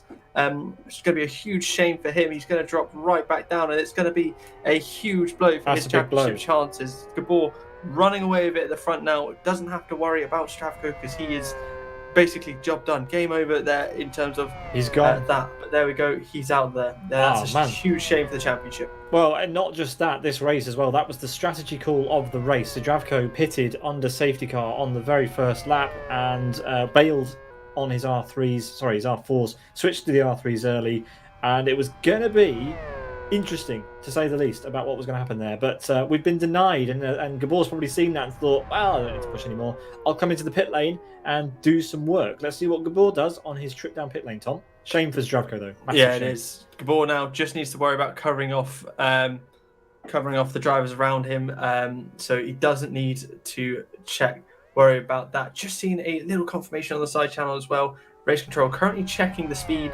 on Imran, so he doesn't have to actually serve the drive-through penalty that the game confirmed on him. Ayub there diving into the pit lane as well, so I think we confirmed 17 laps is what you're going to 16, 17 laps is what you're going to do on the fuel here. And so we're going to have they're going to have a little splash and dash right at the end. Azar's actually got a stop-go penalty by the game, so it's definitely going to be something. You can't enter the pit lane at that higher speed and get away with it. So there's a penalty definitely coming the way of Azar. We just don't know what it's going to be yet. Santos didn't go in the pit lane. He thinks he's got enough fuel for another lap. Ayub El Hanouni now rejoins in P4. Azar promoted temporarily to P3, but Gabor has a 28-second lead in this race. That is ridiculous. Is that I don't know if that's actually accurate. Well, let's wait until another lap and then we'll actually see. There we go. I thought it sounded a little bit wrong. So just looking wrong from where he was, I think it was just the timing lines hadn't quite been crossed yet to update it. But there we go. Yeah, 6 seconds is his lead to Santos. Of course, Santos has to dive into the pit lane. So realistically, it's an 18-second advantage back to Imran Azar, who's very possibly getting a penalty coming his way. But we'll have to wait and see what's coming up in the what we're going to be expecting from Race Control. Whether it is a case of that maybe the game read it wrong, or whether he's actually just went sailing on in far too quick. Car fire. So we'll have to wait and see exactly what they come with. Just getting. No penalty given to Azar. Interesting. Well, he's dodged a bullet there, Tom, and can carry on his merry way without a penalty. So whatever happened there, the race directors have they have well, in fact, yeah, it looks like some systems have crossed their wires, and Azar will not be getting a penalty on this occasion. Lucky him. The man has done well. David Godge there, defending for all his life from Ayub El. He's overtaken him. Sorry, actually, he's just overtaken him. But Ayub's going to make another move back around the outside. Is Ayub going to end up with flashbacks here? I think he has. And so he's backed out and tried to make the move on the cutback. But David Godge having that defended nicely and just absolutely launching away off the line there. I wonder if is David Godge on really low fuel? Is that why he's able to do this right now? So it was interesting to see if he's going to dive into the pits now. Or not, but Ayub there either way has been dispatched by David Godge.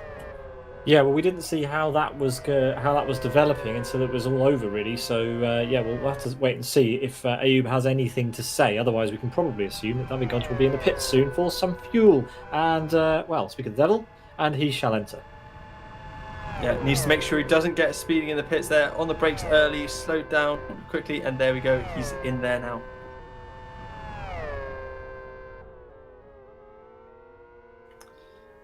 Here we go, David Godge there. I'm sure he's probably just doing fuel. Yeah, confirmed in my ear, fuel only. As we swap back to Gabor now, he's on I won't say he's on a Sunday drive, because 4 seconds behind him is this man who's on a charge, who probably is low on fuel and will be going into the pits himself this lap. But impressive to see, he's gained about three seconds on him, on Gabor, in the last lap and a half or so. So he's absolutely flying, and would fully indicate to me that he does need to do a pit stop. Yeah, well, there is a number of things that are going to be happening, but we are approaching in fact, we're over the halfway stage of the race at the end of this lap. So it's about time for us to open the driver of the day poll, Tom. So we're going to do that right about now. And remember, guys, that you can go to simbroadcasters.tv/DOTD and vote for your driver of the day.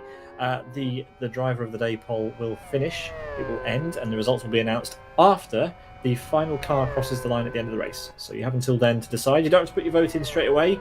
Maybe you want a little bit more time to decide who your DOTD is going to be, but the poll is now open on our website. So head over there to cast your vote. We do have another penalty on screen, Tom. Yeah, just seen, there we go, a man whose day has gone from bad to worse. Costa there with another drive-through penalty for causing an avoidable incident on lap 4, which I think was the one with Ayub. Do correct me if I'm wrong. It was a long way ago. Might have been actually start-finish. I've been told probably it was Santu Sara then, which sent Sara absolutely spearing into the barrier like a washing machine. That's a shame. That's a shame. But yeah. Yeah. So. There we go. Just hearing as well, Santos has dived into the pits for fuel only. So Gabor, there we go, unleashed ahead, and Imran Azar back into second place, and just needs to be careful now going forward. He's got a big buffer behind him, about 11 seconds back to Ayub now. He just needs to be careful not to make any mistakes and just focus on his race and moving forward. He's almost been slept on this race, but he's done a fantastic job from start to where we are right now, and hopefully he can continue it and get a solid result. Yeah, well, it's just unfortunately bad to worse. Godge has binned it on the way into pit lane. He's got some more damage, especially on the right-hand side there and the front of the car. So he might have to end up doing a bit more damage repair. Completely unforced error on his way into pit lane means... Oh, he's actually retired. Oh, we've lost another car, unfortunately, after David Godge's car was already in the wars at the start of the race. Costa's spun it as well. Almost in front of another car. We've got issues on the track, Tom.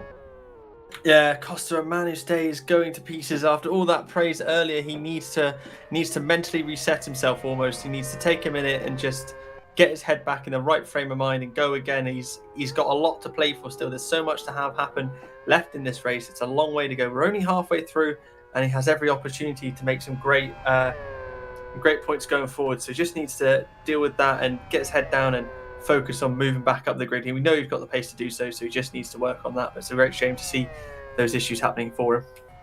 Yeah, well, that's his second drive-through of the race so far that he's been issued. We're down to 10 cars from our starting 15. 16 cars took part in qualifying, but unfortunately we started with 15 and now we're down to 10. As Gabor, he doesn't care about that. He's starting lap 20 now. And we're into the final 16 laps of round 4 of the MRC BF1 League. Thank you very much for joining us here on Sim Broadcast. It's Tom Jones and myself, Peter Butcher, and Chris McElroy in the commentary box, with Jonathan Palmer, Zdenek Sagash, Rick Rashitska, Stuart Baker, and Yada. That's Jaroslav Donlik in race control. Tom, it's been a fun afternoon. Yeah, it's been absolutely hectic, and I haven't been able to actually take a second to breathe. I know we tried to have a minute with giving everyone a nice hear of what these BF1 cars sound like with watching on board Gabor and just watching the lines he takes, but there was too much going on to actually complete that. So I think maybe if everything looks like it's going to be relatively calm next lap, we might try and pick it up for the final sector. So you'll be able to see Gabor going through there for the final sector next lap. We'll leave it till then and see, but we're always open to see if there's anything havoc going on track which you'll need to cover instead. There's always going to be havoc going on track. This is BF1 League, so the likelihood of us having a clean final sector is low, but we'll give it a go. We'll keep an eye on where Gabor is on track and give him the dignity of completing his onboard. Here's Villarreal, the number 9, currently in P5. Gap to P4 is 2.8 seconds. Let's see if it goes down as he heads over the sector time. Yes, it does. So Villarreal is slowly but surely catching up to El Hanouni at this point. So Ayoub needs to get a shift on. We've got Lucas Rosa in the pits for fuel only in that Aston Martin inspired livery, if I'm not mistaken, Tom, as he heads out now after that fuel only stop. Yeah, very much Aston Martin F1 tribute there. Got Gabor coming into the final sector now, so I think we'll just run on board him for this and let you hear the noises he makes. Yeah, pay attention to his commitment through this final corner.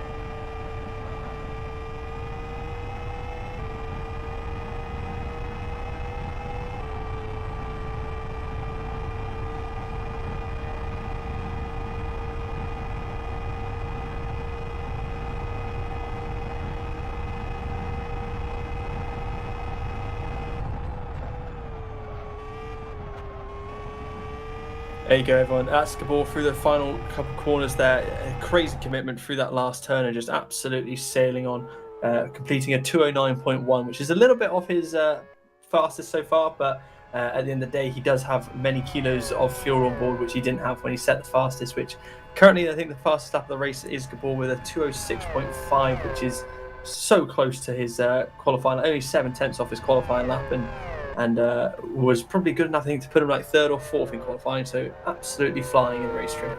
Oh, Santos has had a wobble, Tom, out of the chicane, and that's right where Ayoub wants him to be, on the ropes, as Ayoub is trying to climb up and steal that 3rd place away. How much would Born to Race and Ayoub love to get that 3rd place today, Tom? It would be amazing for them. Yeah, it's a huge opportunity. They're got a lot of their competitors around on track, so they really need every point possible, and Ayoub is in a great position now to challenge that 2nd place for the opportunity to move up towards the top of the podium positions and challenge for this with the championship overall as well. So he's got great potential here. He just needs to keep himself going and staying as close as possible, Pete. Yeah, while Santu Sara's in the pit lane, we'll just keep an eye on this battle between El Hanouni and Villarreal. But yeah, Ayoub's lost a bit of steam towards the end of the sweepers. The dirty air will be affecting that car, Tom, but let's see if he gets a good run onto... Sorry, it's El Hanouni and Santos, my mistake. Santos in P3 currently. Here they go up the back straight. Yeah, Santos is on the right. Oh, he's a bit ragged at the moment, Tom, for sure. Yeah, I think I would be too with Ayoub on me. Ayoub's been absolutely charging through the field, of course, through this event, so...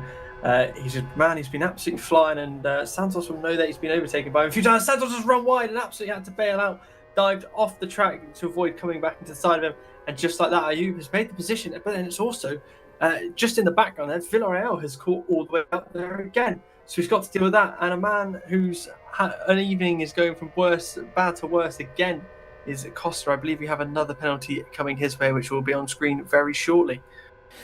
Yeah, unfortunate for him, but it's all a learning experience for a driver like that. You can have your good days, but you can't have your good days without some bad days, Tom. And well, that's just what's happened today. It's just one of those unlucky occasions where things just haven't gone completely well. But incidents do breed incidents. That is the way that it goes.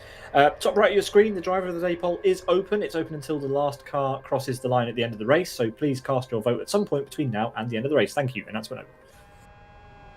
Yeah, wonderful public service announcements. Public service by announcements Peter over. Butcher. There you go. There's career opportunity for there, Pete, if this doesn't work out for you. But yeah, Santos, I think we were on Gabor there, just cruising on through. Santos being closed down by by Villarreal in the background.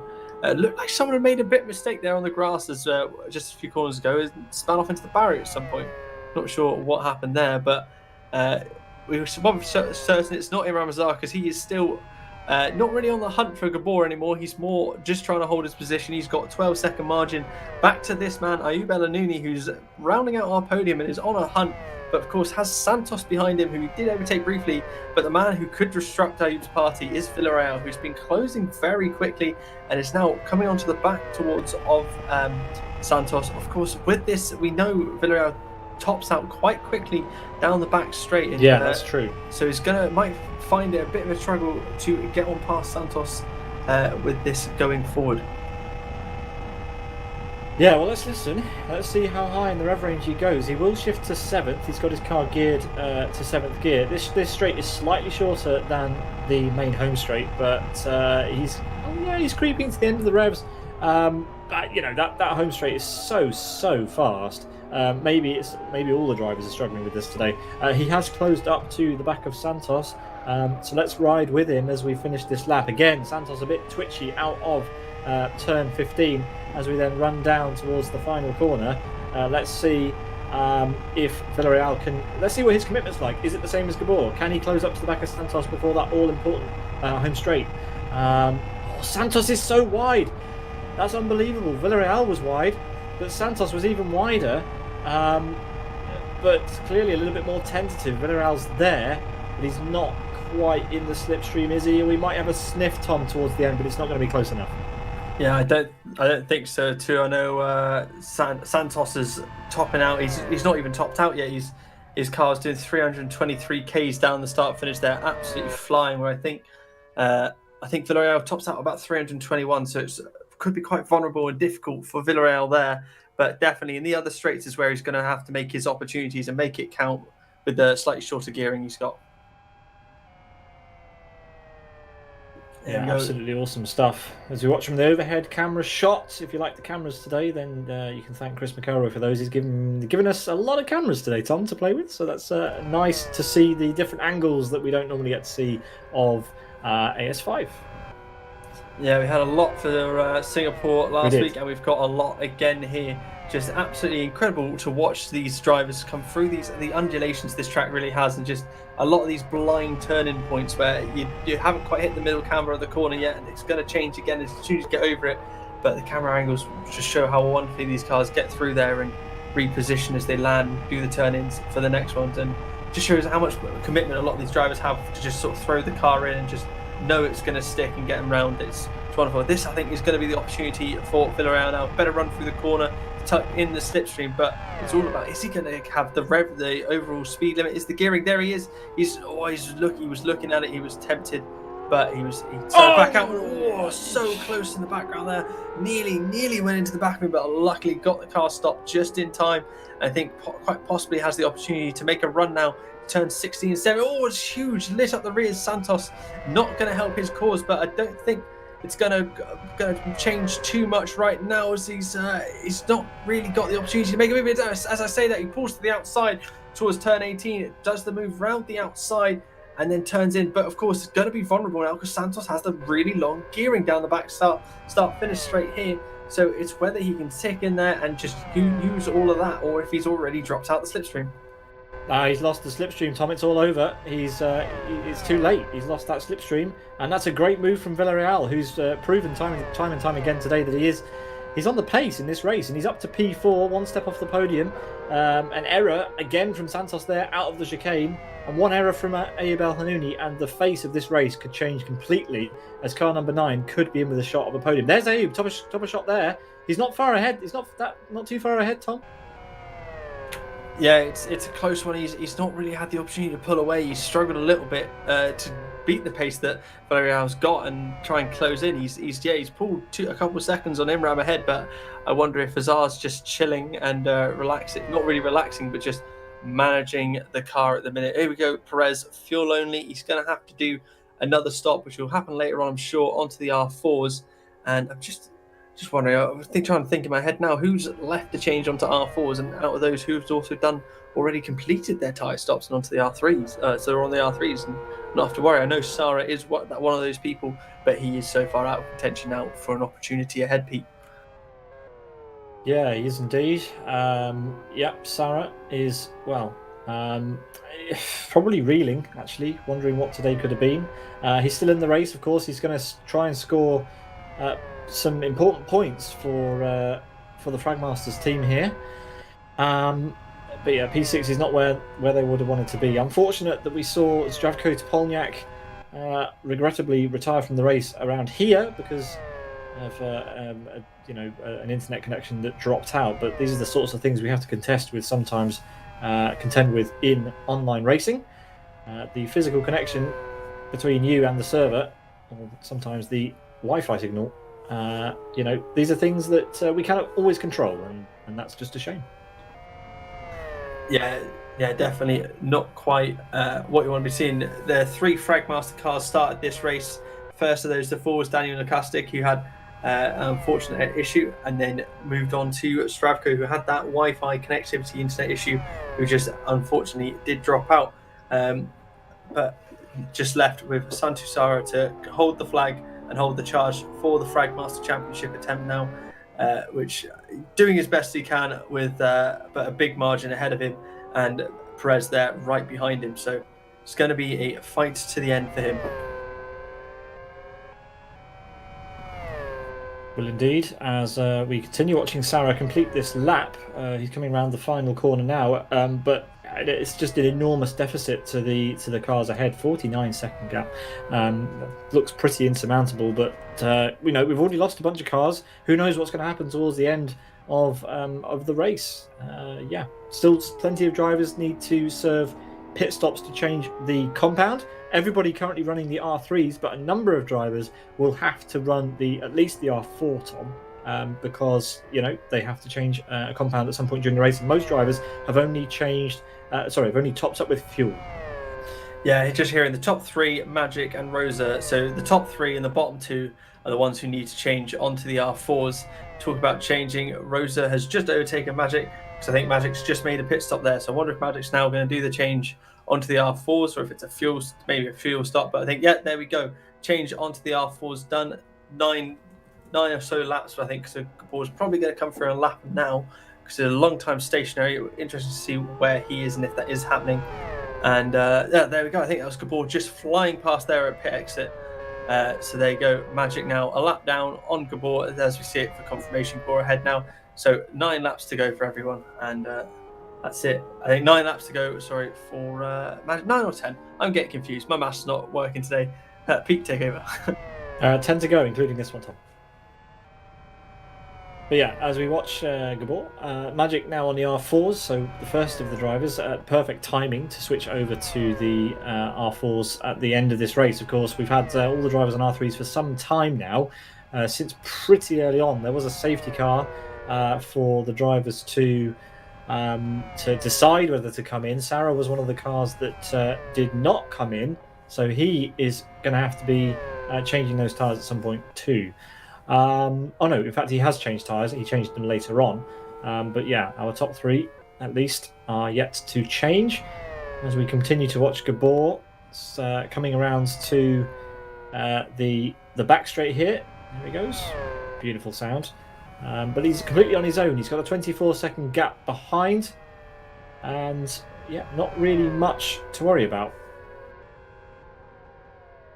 Just heard as well, it was definitely internet connectivity issues Zdravko had, and it's been down all this time. We know he's just mentioned on one of the other forums that his internet's back, so I wonder whether we'll see him rejoining or if he's going to leave it there, because unfortunately for him either way, because it was really shaping up to be an interesting strategy play from him. Of course, starting on the R4s, building that early buffer. As soon as that safety car came out, he dived into the pitch, changed onto the R3s, and was set with a couple laps with the race to go on the R3s to push to the end, which did give him the advantage, but interesting to see how that was going to play out.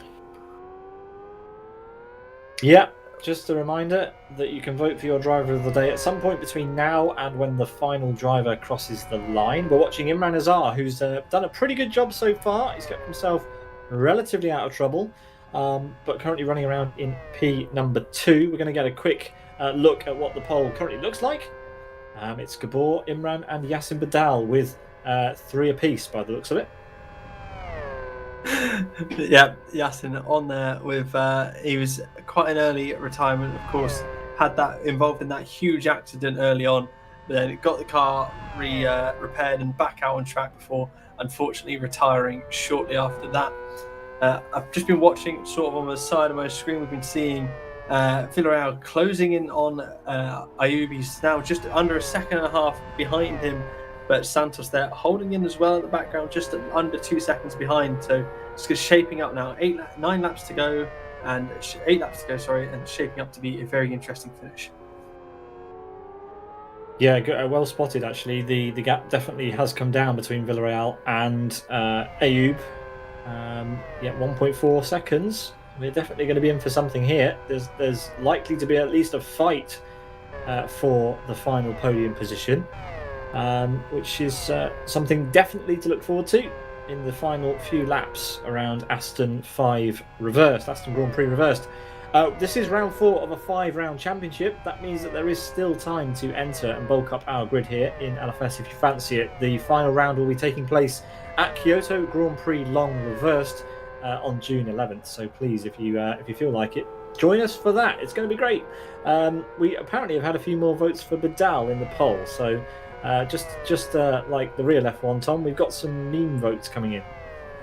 Yeah, always want money for the entertainer, really, isn't it? He's involved in that huge and caused all the early drama, which really was shaping up to have a fantastic race, but unfortunately, through a series of issues, we've been robbed of that. And I think just noticed on the side as well, Perez has also unfortunately retired from the race, so down to 9 drivers running now with those final few laps to go. Yeah, well, this is a championship race. Anybody who is in this race is going to be getting a lot of points for their championship. No less. Gabor is one of those drivers who's looking to get the full complement of points. He has dispatched 2 of the Fragmasters teams, the Sidus' closest rival in the championship as it stands. Sarah's still there in P6, but the only remaining Fragmaster driver. So as it stands, it looks like Gabor and Sidus will extend their driver and team's championship lead respectively. So Zdravko unfortunately will score 0 today, and that's not good for his season. Very unfortunate. We keep talking about that, but facts are facts, and that's just what it is. You say that, but I think the Master Race Car team is going to close the gap a little bit in terms of points for the championship anyway. We've got 3 of the drivers running still in the points. Costa, Villarreal and Azar, all Master Race Car drivers and all in point scoring positions with every opportunity to close that gap down a bit. But of course, the man who's going to extend the Drivers' Championship is Gabor. He's miles ahead. He's going to be miles ahead at the front now. I think it's going to be very difficult to catch him for the final round. So I know he did have, I can't remember exactly now, but I think it was something like a 10-point advantage coming into this. So he's in a very strong position going forward now. Yeah, you've had quite a day, Tom, joining us for commentary here. Weren't you part of the Nürburgring 24-hour yesterday in iRacing? There was the start. I didn't start that, no, but there was an attempt made to do that. It ended. It ended with one of our drivers finding out that his internet wasn't going to be available for most of the weekend, and realised that as a result we wouldn't get driver fair share and we'd get DQ'd anyway. And while this discussion was going on and me trying to figure out how much I'd have to drive through those wonderful 3 corners around the ring called Miss Hit Miss, as it's fondly known, I missed the first apex and very much hit the barrier quite hard on the outside, and didn't fully write the car off, but gave us a good half hour to think about the plan we were going to be doing ahead. So on that we bailed it and called it a day for that, because it just wasn't going to happen, unfortunately. Yeah, I wasn't expecting such graphic detail, and you're risking getting another drive-through penalty from race control for your story, as anyone who watched the last round, the non-championship round, will have seen happen. But yeah, Tom, well, it's just as well you didn't actually finish the race, as you would have been absolutely knackered for this commentary. But thanks for joining for round 4 of BF1 League. Always a pleasure to be here. As Gabor is, I think he's starting to get a bit low on fuel again because he's just started doing his fastest lap of the race tricks. As someone's off ahead of Ayub, it's I don't know who that was. Someone was off ahead of Ayub. It looked like a greenish car. I totally missed that, and not sure who it is. I think just hearing me, it was Magic. No, yeah, there we go. It was Magic. No contention for the place at the front, but seeing the green car going off, it made my first thought was, oh god, Azar's crash, but no, it wasn't. And the worry of either collecting Ayub or Villarreal was quickly dispatched. They're getting close. The gap closing between Villarreal and Ayub is still happening. It's a lot smaller now. It's not seconds a lap. It's suddenly turned to tenths of a second a lap, and not many of them by any means. It's just over a second now. There's a lot more to play for in this position, a lot more to go. Yeah, there is indeed, as Gabor is coming around the final couple of corners to make it 6 to go here. He'll be beginning lap number 30 in a couple of seconds' time. Such commitment through this final corner, and fair play. Everybody so far, touch wood, has done it pretty consistently. It is one of those corners that can very easily catch you out at the end of a stint as the tyres start to get thinner and the fuel load comes off. You start to push a little bit more, and it can be very easy to get it wrong. But as yet, Gabor enters lap number 30 of this race. He is looking pretty comfortable. He's coming up against a backmarker though. That is Costa. No, it isn't. It's Rosa. Yeah, I'm sure he'll get out of the way very swiftly as soon as he realises who's behind him. Hate for anything like this to happen, but I think Gabor's there right behind him now, so I really think he should be looking to get out of the way now as Gabor really in the slipstream pulls out to the inside, and job done. He's on through and is safely away with a lap added onto Rosa, whose only hope now is just try and stick with him, gain a bit of slipstream, and try to do something about the 20 second deficit he has to Costa ahead. Let's take a look at the driver of the day poll and see how it's going. How's Yasin getting on in the driver of the day poll? Let's have a look. He's winning. He's doing an excellent job there. It's a fantastic performance from Yasin today. Well, anyway, it doesn't matter until the final driver crosses the line, so there's plenty of time to rectify that. So vote for your driver of the day at simbroadcasts.tv/DOTD at some point between now and when the final driver crosses the line in 6 laps' time. Gabor, what a man. 27.5 seconds. There's the 27.5 second gap we were talking about over Azar. Of course, we still need to see him come into the pit lane to change tyres at some point. Let's get a quick update on the number of stops, Tom. Look, there we are. Number of drivers stopping for fuel only. Some of them have already changed tyres, but we expect at least another stop from our top 3.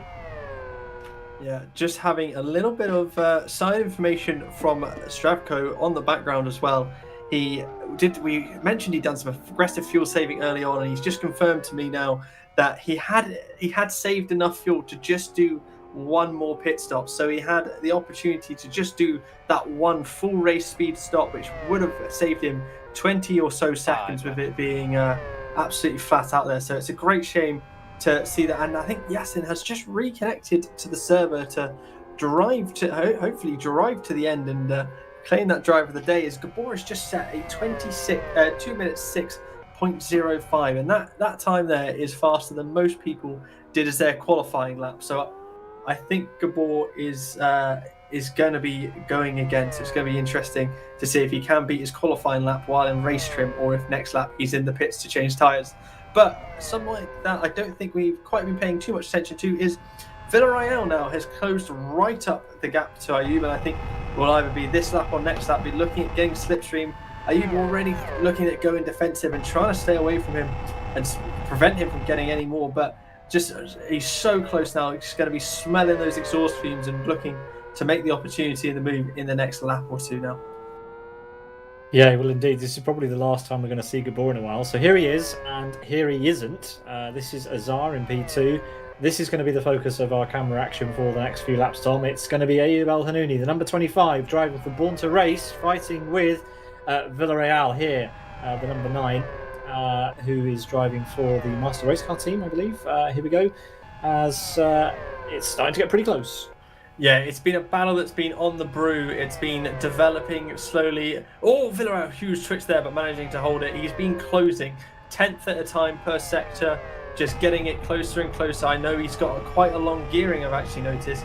He was doing 328 kilometers an hour into turn 1 that last lap. So every opportunity to look to make a move now as we do this run through the middle sector, and they've got another long straight who's going to be coming up next. So if he's able to get the opportunity done then, but it's a full commitment through those corners, tucks nicely into the slipstream behind, just a couple tenths of a second, couple car lengths is all the gap is now.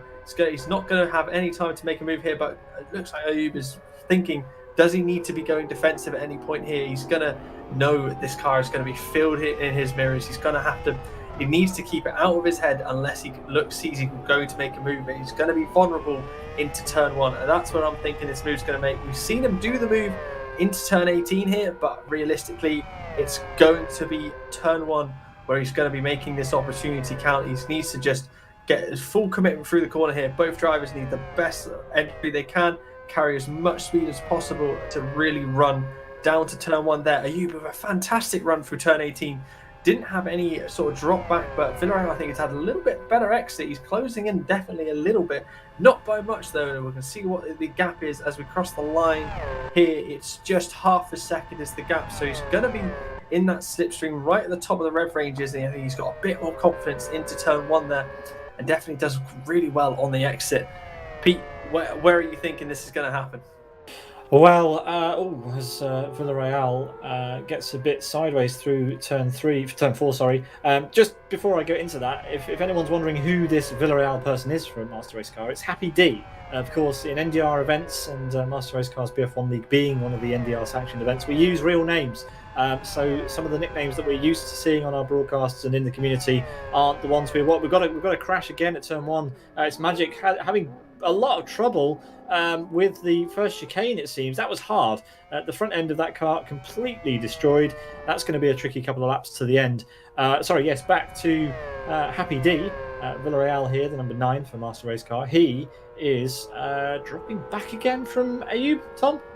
Yeah, he made a slight mistake, I think, caught out the dirty air a bit. It's going to be interesting, though. Both these drivers do, of course, need to do the R4 change as well. True. Whether one decides to pull the trigger and go a little bit earlier or wants to wait and both go in at the same time. It's going to be interesting. I think that's going to be a big decider of this. And there we go. Oh, I thought Ayoub was going in. I forgot lost where we were on the track. But no, I think Ayoub kind of forgot where we were. He was all the way on the outside of that corner before coming back across.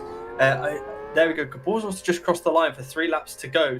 I think he's dived in. There we go. He's dived into the pits now for getting his tyres changed onto those R4s and get going. Of course, Imran Razar now currently showing in 4th place, but that's because he's done his pit stop onto the R4s. And there we go. Villarreal is struggling a little bit now. I think his tyres are a bit worn. He really should make the change to the R4s. I think it's costing him time now that he needs to make. He won't get the jump, Tom, if he comes in now. So maybe he needs to wait for Ayoub to pit and stay out a lap if he can. It might work. Yeah, Ayoub's in. Both in, yeah. I think he's struggling on his tyres. I've seen he needs to make sure he gets the pit stop right. Doesn't want speed in the pit there. There we go. In okay. Needs to get in and get these tyres done because he's definitely struggled a little bit on getting that quite right. He's taking the earlier pit stop, revving high. Let's see if they get the good launches. There we go. Santos also through into the podium place. Oh, fantastic stop for Villarreal. Right up onto Nuni's bumper. It's going to be tight all the way to the finish. Santos as well, I believe, needs to do the R4 change. So interesting to see, or if he's actually mastered the strategy. It's all over Villarreal, off onto the grass, and has absolutely looped it. He's going to be kicking himself for that one. It's such opportunity thrown away. Not the result you want to be having, but recovered well and got going, but he's lost the opportunity there.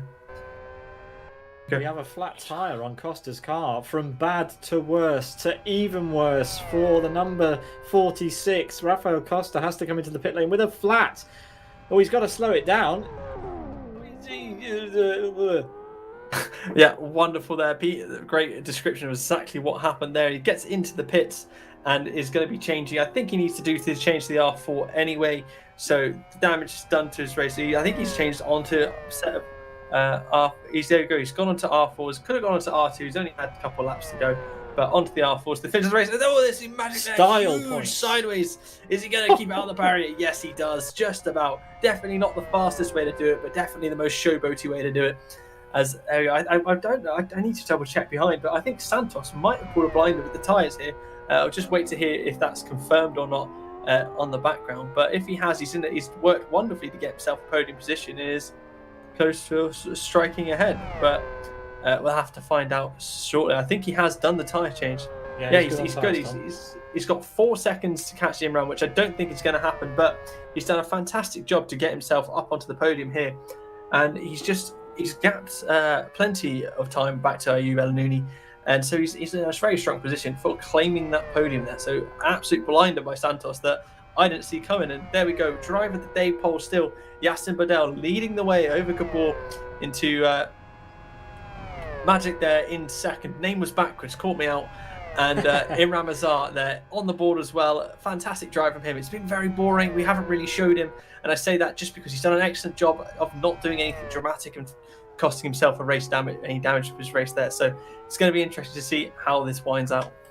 Yeah, vote for your driver of the day. You've got 1 lap to go, and until the final driver crosses the line to shake up the driver of the day poll. So vote at simbroadcasts.tv/DOTD. Yeah, it's been a hectic one, start to finish. Of course, this still hasn't finished yet. I know we kind of missed out on a bit of a fight for this 4th place spot with Villarreal making that mistake fresh out the pits, but the drive all the way through. There we go, seeing aboard Imran Azar just bringing it home, getting a little bit off kilter there. He just needs to make sure he doesn't do that. He's got a 7-second margin to Santos behind. He just needs to keep himself going and he'll be absolutely fine without any worries. He's done a fantastic job so far all race, and he just needs to bring home that 2nd place. And then back to this man, Gabor led I would say start to finish, but it wasn't start to finish. Stravko Toponiak dived to the inside early on, got into the lead and drove for the first lap before the safety car came out and he changed for those tyres, and he had that fantastic strategy call. It was just going to see whether he could make it work on pace before everything went horribly wrong internet wise. But Gabor here coming through now to start the final lap of the race. I believe there it is. Yeah, 1 more lap to go for Gabor. Leaders on the final lap. Bringing it home. There we go. Confirmed as well from race control. Fast through this first complex of corners and absolutely nothing slowing him down. He doesn't need to push. He's got half a minute in hand. But of course, he's still going to go very fast because it's just the Gabor way. Yeah, excellent calling, Tom, all season long. We do have 1 round to go, but this is your final commentary for BF1 League Season 3. So take it to the end of the race, Tom. I think you deserve it, mate. You've done a fantastic job, I have to say. Thank you, Pete. Love the kind words. Gabor here, just absolutely on kilter. I love watching this section of track. It's amazing watching the cars, just the direction change, coping with the elevation and over the curbs as well. It just looks so planted, that car. See a lot of them look quite a bit rough, bit off struggling to keep it on track. But Gabor there, as I say that, Gabor runs off onto the grass a little bit. Very lucky there. We've seen it go a little bit wrong there for people and not been what you want to do at all. Keeping an eye a little bit distracted on my other screen. Villarreal has caught up to Ayoub, so we're going to have to watch that as well at the end once we've seen Gabor cross the finish line, because it's not quite that close. But Gabor here, he's been a bit imperious pretty much all race. Any challenge got bowed out when he had, of course, with the Stravko issue, but he's dealt with his race wonderfully and you cannot take anything away from him. Coming through now, the final sort of chicane complex here through 13-14 now into the 15, getting it around and getting it pointed in the right way now for the blast up towards 18. 16-17, of course, pretty much flat and not going to really affect this car in the slightest as he comes up. It's a lap of honour really for him as he's bringing it home up towards, there he goes, 16-17, done. Moved it all the way to the outside, all the way around there, just keeping it right on the tyre line, and the blast now to the finish line. Absolutely flat out all the way down here now. 320-ish Ks he's going to do as he crosses the line to the winner of round 4 of season 3 of BF1 League, MRC's BF1 League, is Gabor. And I've swapped over to the other side because Villarreal is currently making the move on the inside of Ayoub into turn 13. Holding it on the inside there, Ayoub not wanting to let it go, but he's had to concede the position. He's trying to do the switch back. He's going to try and make a lunge, I think, up the inside here. It's not on. I think Santos is just ahead as well. Santos must have had an issue. But Ayub there, right up behind it as Imran Azar, I think, is all Rose has finished. Sorry, not Imran. Yeah, Gabor, your winner, and I think that's sort of going to be all it's wrote. I don't think we're going to see any more action here. As Santos through the final corner, Villarreal flying as well. Santos very slow. I wonder if Santos has underfueled it. He looked incredibly slow. It's going to be all the way to the line. Here we go. Santos is holding it out as much as he can. Villarreal on the gain. I don't think he's going to have enough. I think Santos is going to hold it unless he's had an issue with fuel. But it's so. I think he ran out. Oh! Who got it? Who got it? I don't know. I think Santos got it. I think Santos got it. I think he ran out of fuel. Santos, a hundredth of a second on the finish. I think he risked the fuel and just ran out right before the line. But that was incredibly close. Oh my God. What a finish. Never count out BF1 lead because that is absolutely crazy. Now, we're just having a little bit working in the background whether anybody can catch Gabor next round or if this round he's done the job. But he's driven absolutely fantastically and he's still driving away for more. And I'm seeing Villarreal just sort of sat on the start-finish line because he doesn't know exactly what's going and just had final confirmation, not knowing no one else that, well, Costa left across the line, but with 1 round to go, nobody can catch Gabor. Gabor is your winner of Season 3 BF1 League, unless there's anything spicy going on in the background that hasn't been announced. But yes, Gabor will have won with this race the championship and will be a 2-time champion here with the BF1 League, and a fantastic drive from him to do so. As we're on board, Costa now coming through to finish off what's been just a painful race for him, unfortunately. Did a fantastic start, but it went bad to worse. But there we go. Costa across the line to take 7th position, and a fantastic job from him. Awesome calling, Tom. And yes, congratulations to Gabor, your champion for Season 3 and also race winner here in 1 hour, 22 minutes and 6 seconds.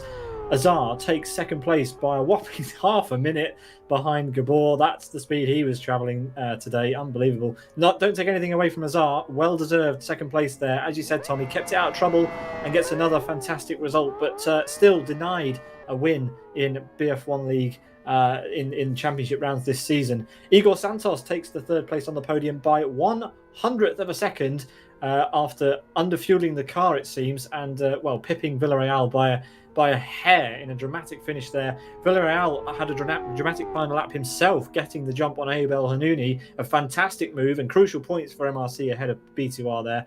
El Hanouni unlucky in the end, but you know, the race is 35 laps long. You have to keep your position for that time, and he lost it on the final lap. Santu Sarra, the sole remaining Fragmasters car, finishes in P6. Some 1 minute behind our race leader. Then it's Rafael Costa. He had a troublesome race, a couple of drive-through penalties, damage, all sorts going on. It was unfortunate for him, a race he will want to forget, but still, crucial points, finishing in 7th after all of that. A lot of drivers DNF, Dom, and he stuck with it and he will take home those points. Then we've got Lucas Rosa in P8, Magic in P9, Perez P10, the first of our non-finishers. Then the remaining non-finishers are David Godge, Zdravko Topolniak, Daniel Lukastik, Pablo Saitone, and Yasin Bidal. As in the background, Tom, we've got our podium drivers beginning to form up. We're just waiting for, I believe, Santos to work his way around. In fact, he can't because he's out of fuel. Yeah, he's getting bumped around by one of the safety cars you have around the track, so he'll be joining us shortly. We're going to now go to our driver of the day poll very shortly and see exactly who's claimed that, if Yasin Bidal's managed to hold on to that one or not. And there we see right at the end there, Gabor has tied it for driver of the day, so wins the championship, gets pole position, and there we go. All the votes are in, and we have a tie for driver of the day, Yasin Bidal and Gabor. So there we go. It's a joint one for the day, even though I think Gabor did 33 laps more than Yasin. But yeah, there we go. It's that's the driver of the day for today. Yeah, I don't know if in order to be driver of the day, you have to complete a certain amount of the race, but we will see and clarify that with Ricky afterwards. We have 2/3 of a podium on the screen, Tom.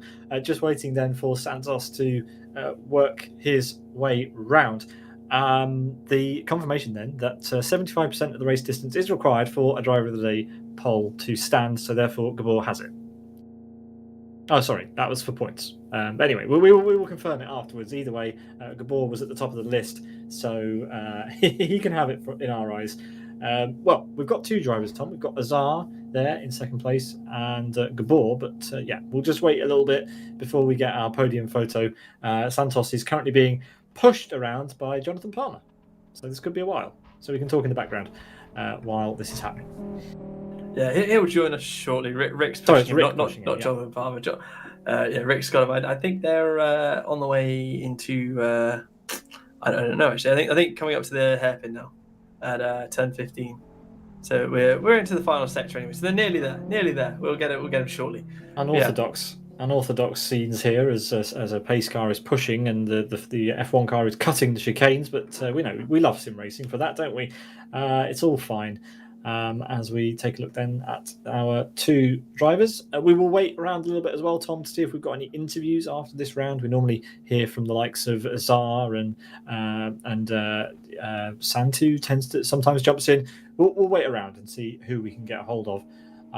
But yeah, an epic race, a good one to finish the season for you. Of course, we've still got one more round. We can flash up the details of that as well right now. We have one round to go. June 11th, the Grand Prix of Japan at Kyoto Grand Prix Long Reversed. Tom, it should be a good one. Yeah, sorry, English there. Kyoto Reversed, always a great track. I know we did it. I think it was the track, or it was at Kyoto for round one of the symbol of the championship last year, and it was absolute excitement from start to finish. That was the ebbs and flows at the front were incredible, and the midfield battles were great as well. So I'm going to be sad to miss it, but it's going to be a fantastic race, spectacle for everyone to watch either way. I know championship is already decided, but I'm sure it'll be a good one for people to watch and participate in either way. Yeah, you'll be missed, but I'm sure you will be enjoying the Le Mans. For those of you who enjoy Le Mans, we hope you enjoy it, but please join us as well for round number 5 of MRC's BF1 League. We're still waiting for the podium photo. Santos is somewhere out on the circuit. He's on the home straight now. Yeah, he is. Ricky is almost delivered. It would have been quicker to just pit and come round, but I think he wants to complete it properly. We just have to do a bit of waiting. That's fine. Yeah, he's nearly there. I mean, Le Mans finishes at about 3 o'clock, 2 o'clock GMT. So the race will be done by the time this gets underway. Unfortunately, I will not be available because I will probably be somewhere in a French bar. Either way, I won't be around, but I might pull it up on my phone if I've got any internet left after the weekend. But yeah, here we go. Santos coming in now to join the podium sitters on the start-finish line here. The race winner and our championship winner, Gabor, taking the nose of this trio with Imran Azar sat to his left, who's had a fantastic, very clean race to bring home second. Barely saw him at all. Didn't really have him on camera because he got away into second and he just held the gap from everyone else. So he did a fantastic job. And then Santos having that exhilarating finish at the end there with Villarreal really closing him. And as he ran out of fuel on the line, it just wasn't quite enough for Villarreal to get on past him. So that's just podium. 4th place, of course, Villarreal. 5th, Ayub El Anouni, who got pipped on the final lap as well. Santu Sara in 6th with Costa in 7th and Rosa being, Rosa wasn't the last to finish the line. Rosa finished in 8th and Magic finished 9th. It's the last of our finishers, of course, with Perez, who did out of the retires, was the furthest in before he retired. David Godin 11th. Zdravko Toponiak with his disconnect, putting him 12th. Daniel Kastic into 13th. Patrick Tone and Yassin Badal rounds out your top 15 here. Yeah, and don't forget we have a fastest lap. It wasn't quite faster than his qualifying time. That would have been ridiculous, but Gabor did a 2:06.05. A couple of interviews lined up, Tom. So who do you want to pick first? We've got Imran Azar and Happy D. That's Villarreal, who finished in 4th. I think let's bring in Imran, considering he did get that second place. Imran, a quiet race from you, really. You got into second place, you drove away. How did you find it? And well done on your second place. I'm not sure if Imran's actually there right now, but he did do a fantastic race. I'm sure he'll speak in a second if he is there. Either way, Imran, can you hear us? Hello, can you hear me? Yeah, we can hear you, Imran. So yeah, fantastic race from you. Quite quiet, but you did a fantastic job, and well done on your second place. How did you find the race? It was okay. I was struggling a bit with tie attempts early on, but overall the set was really good because it was actually my teammate Rafa who made the set, and if all this podium was pretty much thanks to him anyways. But yeah, overall, yeah, it was pretty good. The fight early on was very tense because everyone was packing up, especially with Rafa at the front, and then I think I had a fight with Ayub and I forgot who, Perez as well, and yeah, it was. I was just trying to keep my nose clean, and then suddenly, I don't know, some mayhem happened, and I, fortunately enough, managed to slip through. And from there, it was pretty much, steady from there. So yeah, it's okay. Yeah, well done on that. Firstly, Gabor's of course won the championship and got next round now in, I think it's 3 weeks, 2 or 3 weeks time.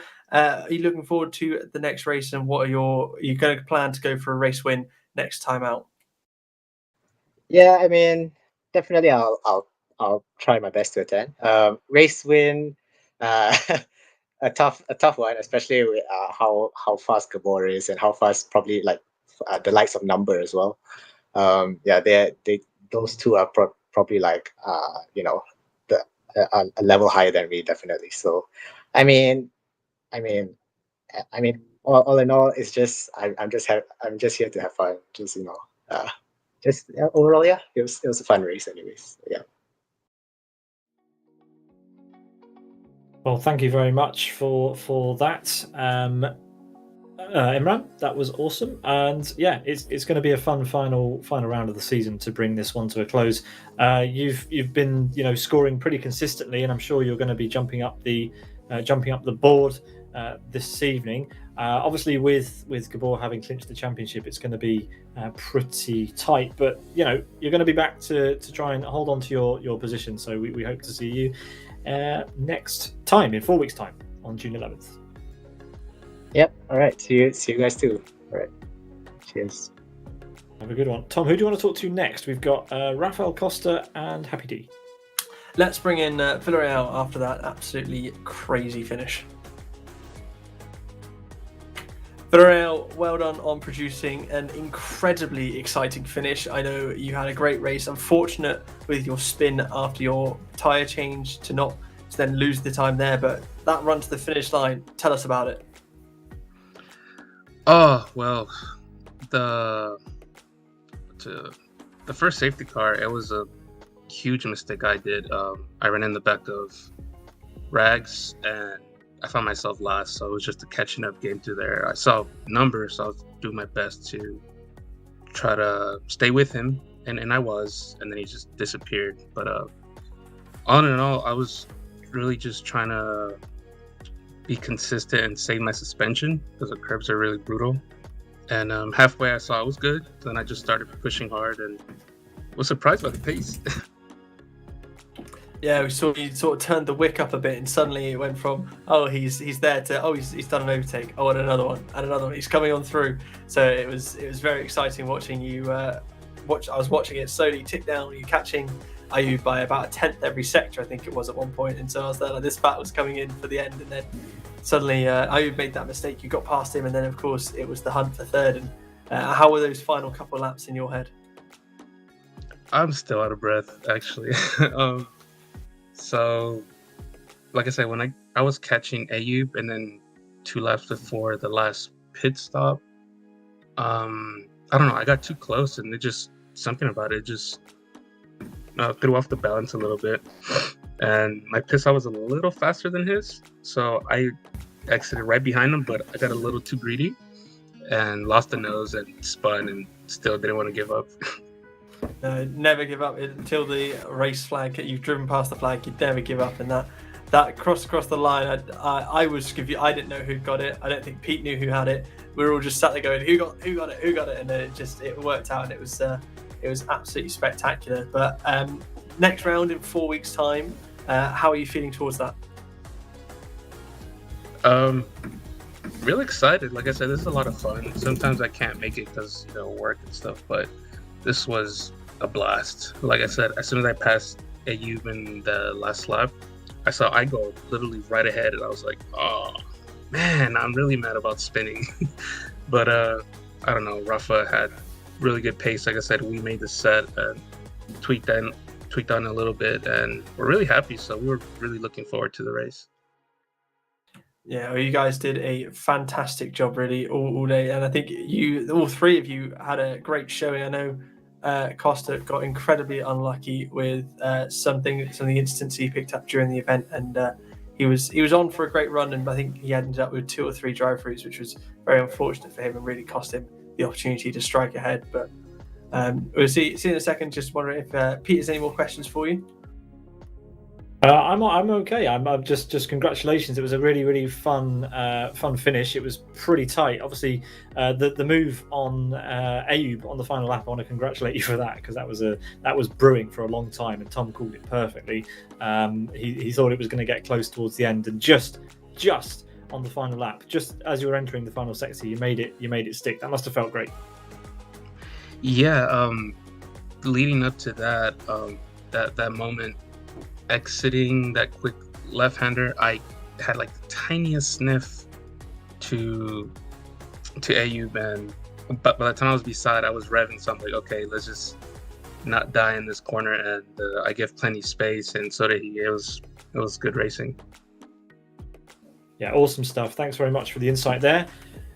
Tom, I think that just about wraps up the interviews. We've lost Raphael. He's gone. Yeah, he was there for a minute, and now he's gone. So yeah, we'll. I think that's definitely going to. Thank you very much for joining us, Villarreal. It's been a pleasure. It's been a pleasure watching you, and you provided some high-level excitement towards the end there, which was absolutely fantastic to see. So thank you very much for joining us, and we look forward to seeing you in 4 weeks' time at Kyoto.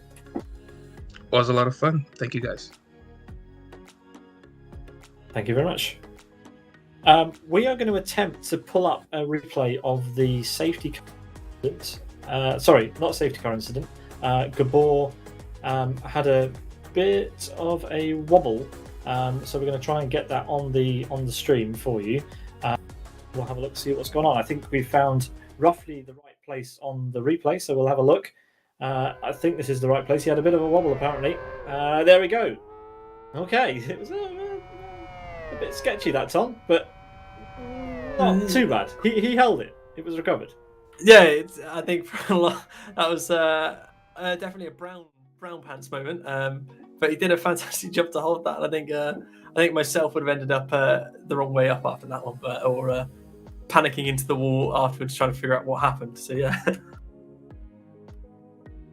Yeah, I wonder, do we have any other replays, or was it just that bit of excitement from Gabor? Just that bit of excitement. I think I got confused as to what directive I was getting for the replay, but there we go. We saw it now. It was Gabor making an uncharacteristic mistake. Luckily, it didn't end up in the wall, and he managed to carry on, but there we go. Cool. That rounds it up, Tom. Wrap it up for us.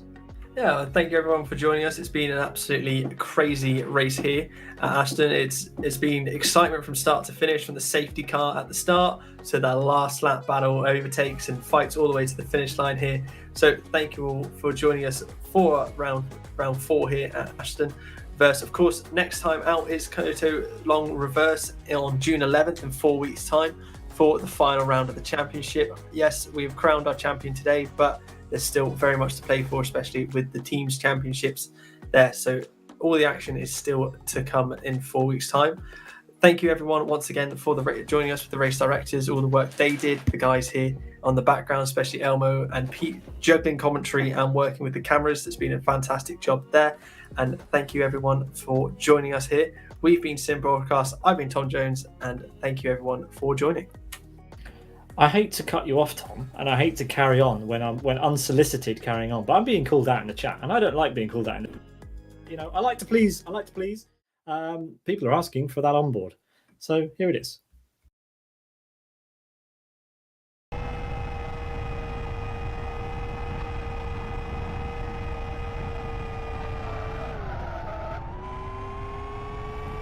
Your wish is my command. Tom, thank you very much, and we'll see you later.